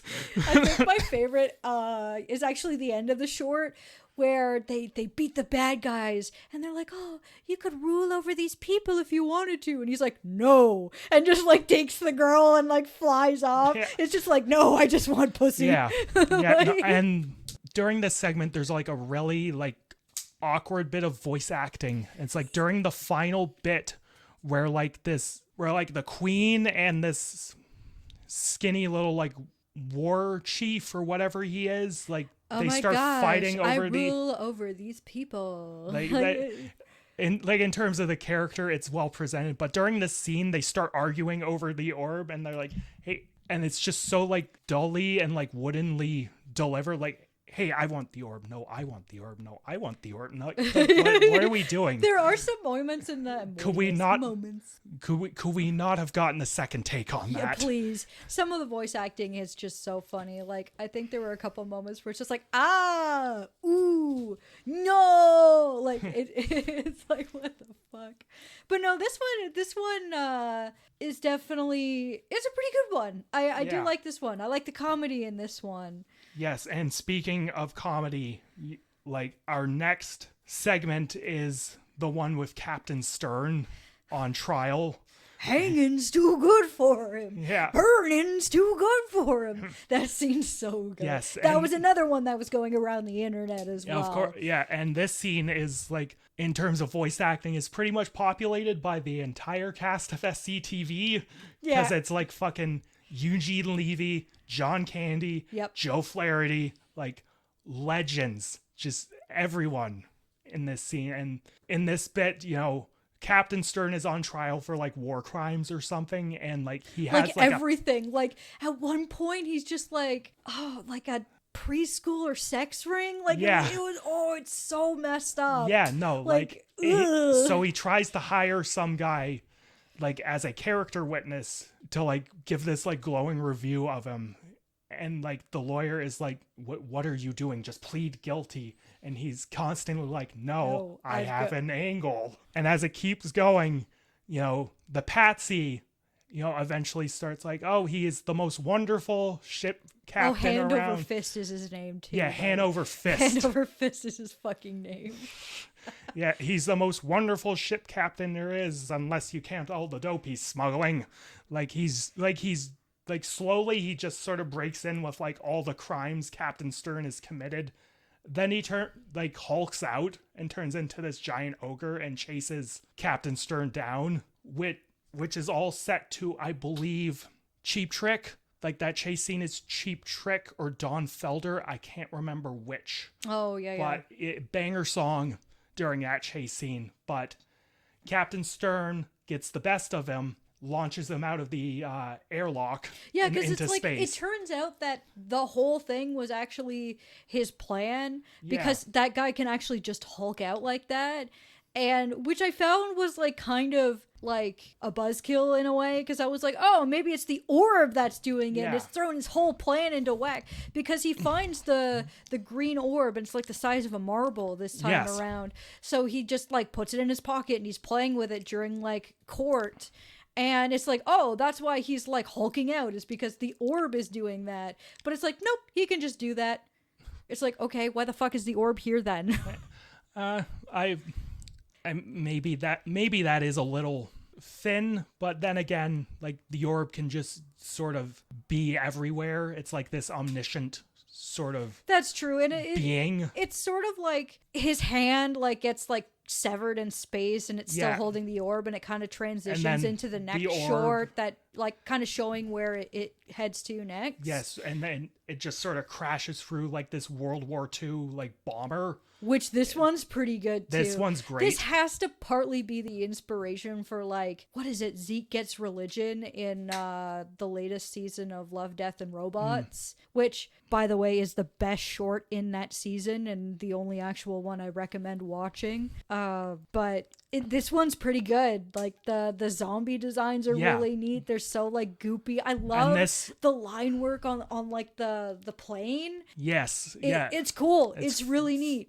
And thank goodness, there's no boobs. Yes. No, it's like just a straight sort of horror story. Very bloody, very well paced. And this is the one that's set to Don Felder's like heavy metal song. It's called like Heavy Metal. Yeah. Yeah. And you know, the zombies sort of cause Buddy to like crash his plane, but he ends up in like a plane graveyard full of these zombies. And this is now when we transition to like an explicitly funny segment where this, you know, scientist is approaching the Pentagon while aliens are sort of hovering over top of it and observing it. But this scientist, while he's, you know, expositing, you know, alien invasion information. He starts bugging out.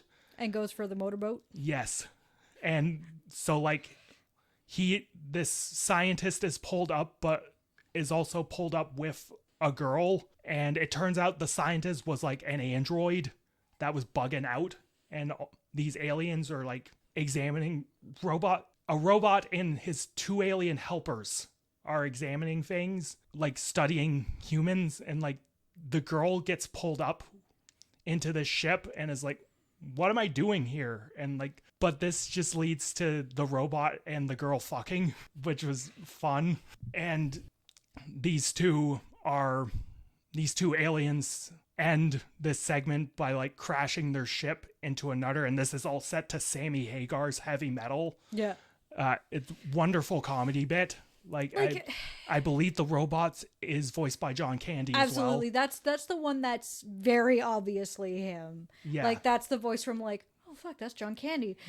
I think like for me, like this one's kind of funny, but it's a bit of a nothing burger, I suppose, compared to some of the others. Like this one's not really my favorite. It's like, oh, okay, there's fucking and they do drugs. Cool. Yeah. Like there's a line in like a couple of lines that made me laugh, but I'm like, this is just kind of here.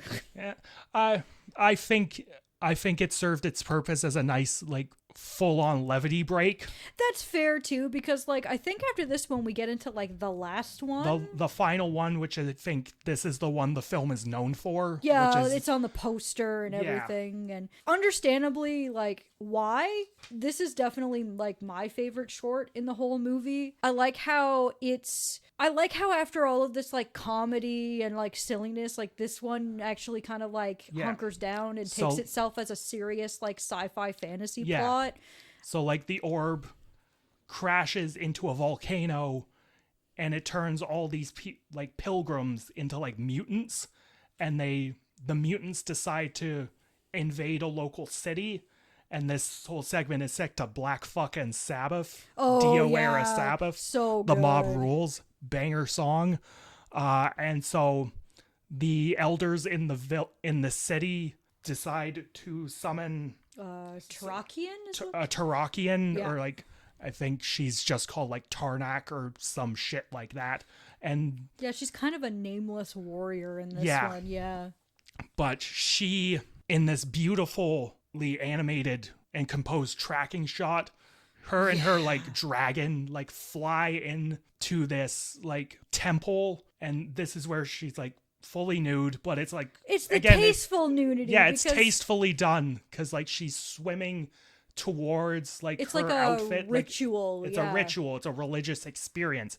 So she puts on her like skimpy one piece. Yeah, her bikini armor costume. Yeah, and she grabs her sword like, I have the power, like fucking She-Ra, and she goes off to try and find these mutants and kill them. So she stops at a bar where fucking Devo are playing a gig. Like, I love Devo, banger song, but they're sort of like the outliers in this soundtrack. Yeah, that's fair.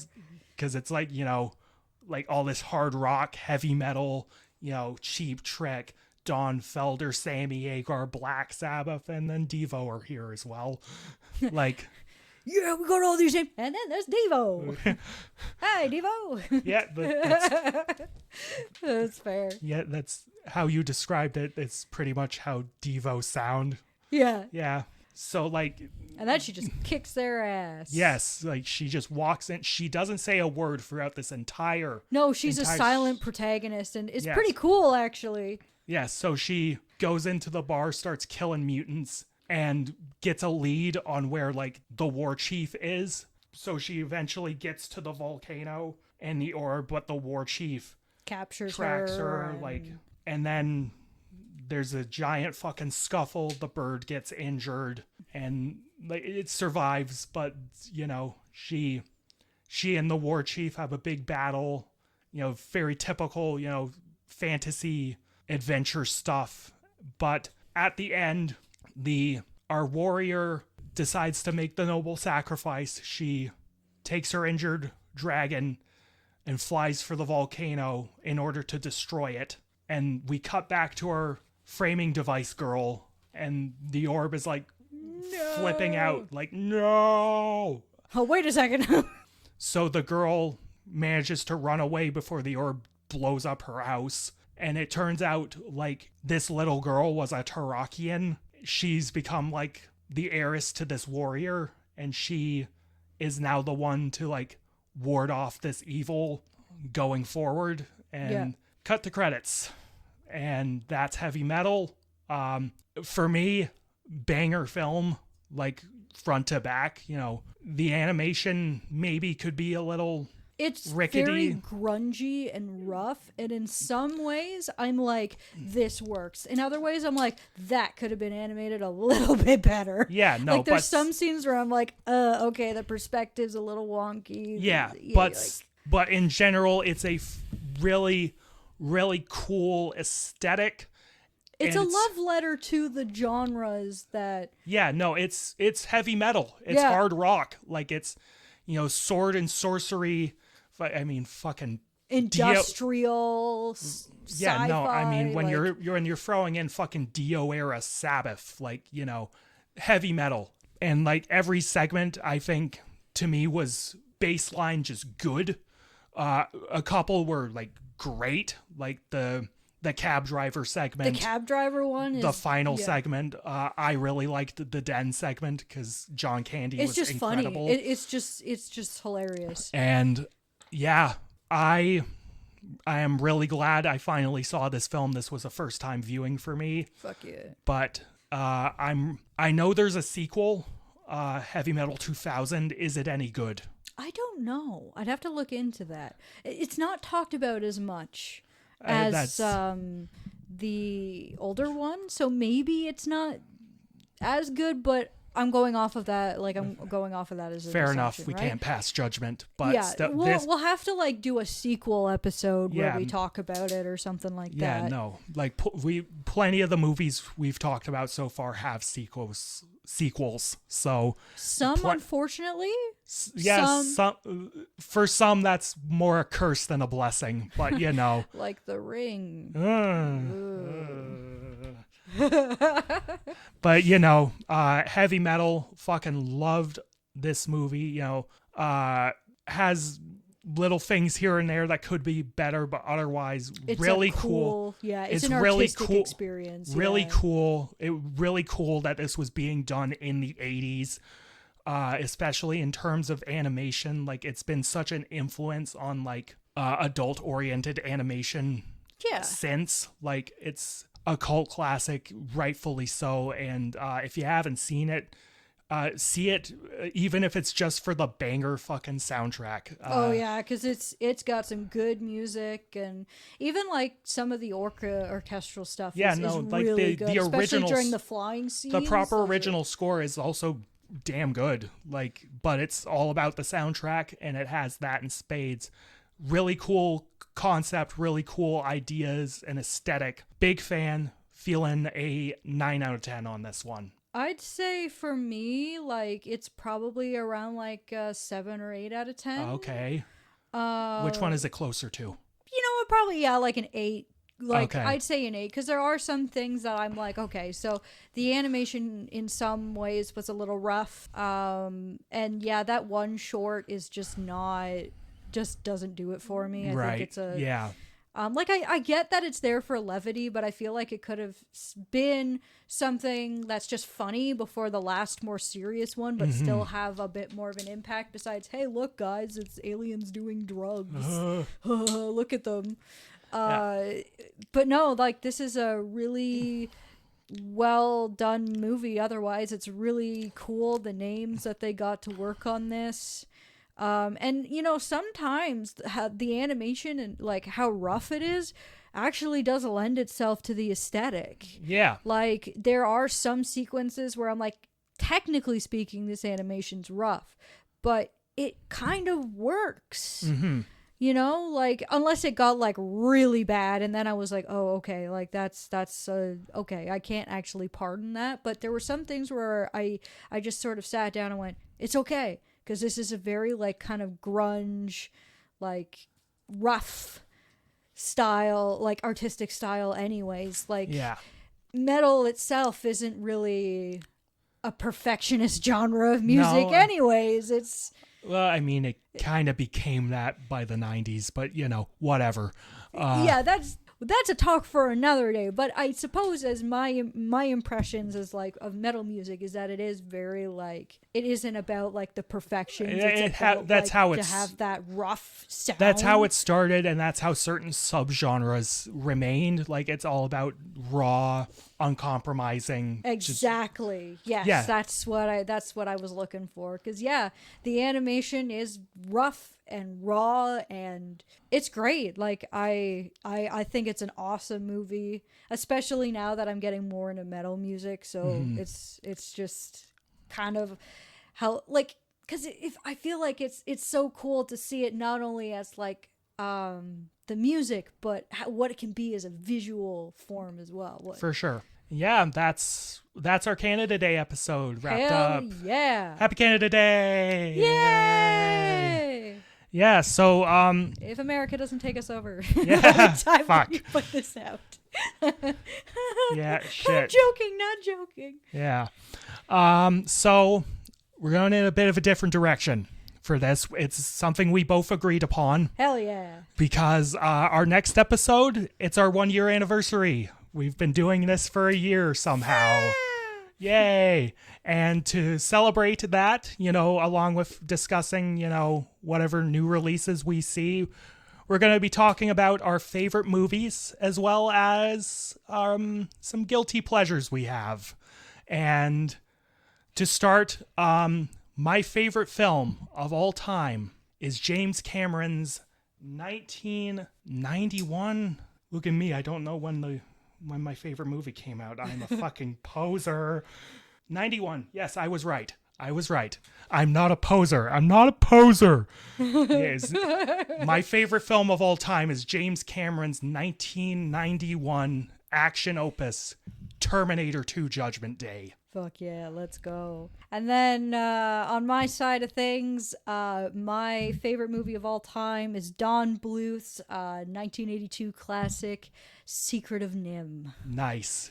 This is one we watched a long time ago together. I'm looking forward to revisiting it. I think I was harsh on it when I first saw it, but I want to revisit it. Was either that or it was, I remember you were harsh on Pan's Labyrinth. That one you were pretty... I remember loving Pan's Labyrinth, but I think it was The Secret of Nim I was harsh on. But either way, I look forward to revisiting Don Bluth's film there. But now it's on to guilty pleasures. We'll start with you, Kara. What have you got in store for me? All right, so there was a lot to pick on, but I decided to go with a childhood classic of mine that I can't help but have a soft spot for, and it's We're Back, A Dinosaur Story. Okay. This is a new one for me. I'm unfamiliar with it. So. It's based off of a children's book, but I mean, we'll get to the plot when we get to the actual episode. I'll give a synopsis, but okay. It's a wacky one. It's fucking weird. Okay, so my guilty pleasure. It's a 2003 film. It's directed by one Mark Steven Johnson. I liked this film as a kid. It's up my alley even to this day. But what I liked about the film was its soundtrack. And I own the soundtrack for that film. It's on that CD shelf there. I'm going to pull down that CD. Oh, Lord. Oh, boy. I'm real nervous.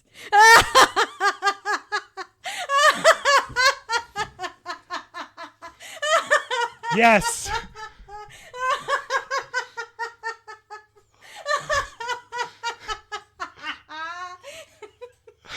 We will be watching Mark Steven Johnson's 2003 film, Daredevil.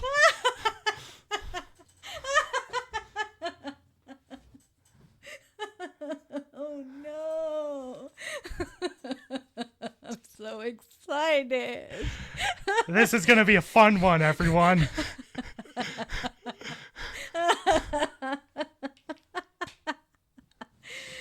Fuck yeah. You know what? Fuck it, I'm ready to go. I can't wait to watch the Daredevil movie. Let's go. Before Marvel kind of hit their stride, you know? Yeah. The days of Daredevil and Catwoman. Yeah. Remember when superhero movies were not very good, except for like Spider-Man. Spider-Man and Blade. Blade. Oh, fuck yeah. Blade is so good, man. We got to Yeah. talk about that one on We the will. podcast. Yeah. Hell yeah. Yeah. Shame it didn't get a third one. Yeah. Yeah. So yeah, come prepared for our 1-year anniversary show where we will talk about Terminator 2, The Secret of NIMH, We're back. We're Back, A Dinosaur Story, and Daredevil. What a fucking lineup, yeah, boys bud. and girls. Yeah, bud. So, as you know, episodes come out once a month at the end of every month, unless it's a holiday. So, our Canada Day episode is obviously coming out on Canada Day, but yet normally it's once a month every month. And make sure to follow us on social media. Make sure to follow our individual social media accounts. Check us out on YouTube, Apple Podcasts, Spotify, all that jazz, wherever you get your podcasts. Check us out. And for everyone here, I'm Phoenix. And I'm Kara. And, you know... Let's go to fucking Timmy's. Yeah. Let's, Well, actually, maybe let's pull not up Timmy's anymore. get a fucking Elsinore brew in us, you know, grab ourselves a apple fritter, you know, watch the game there, bud. Yeah. No, I also have a happy rock and roll. See you later.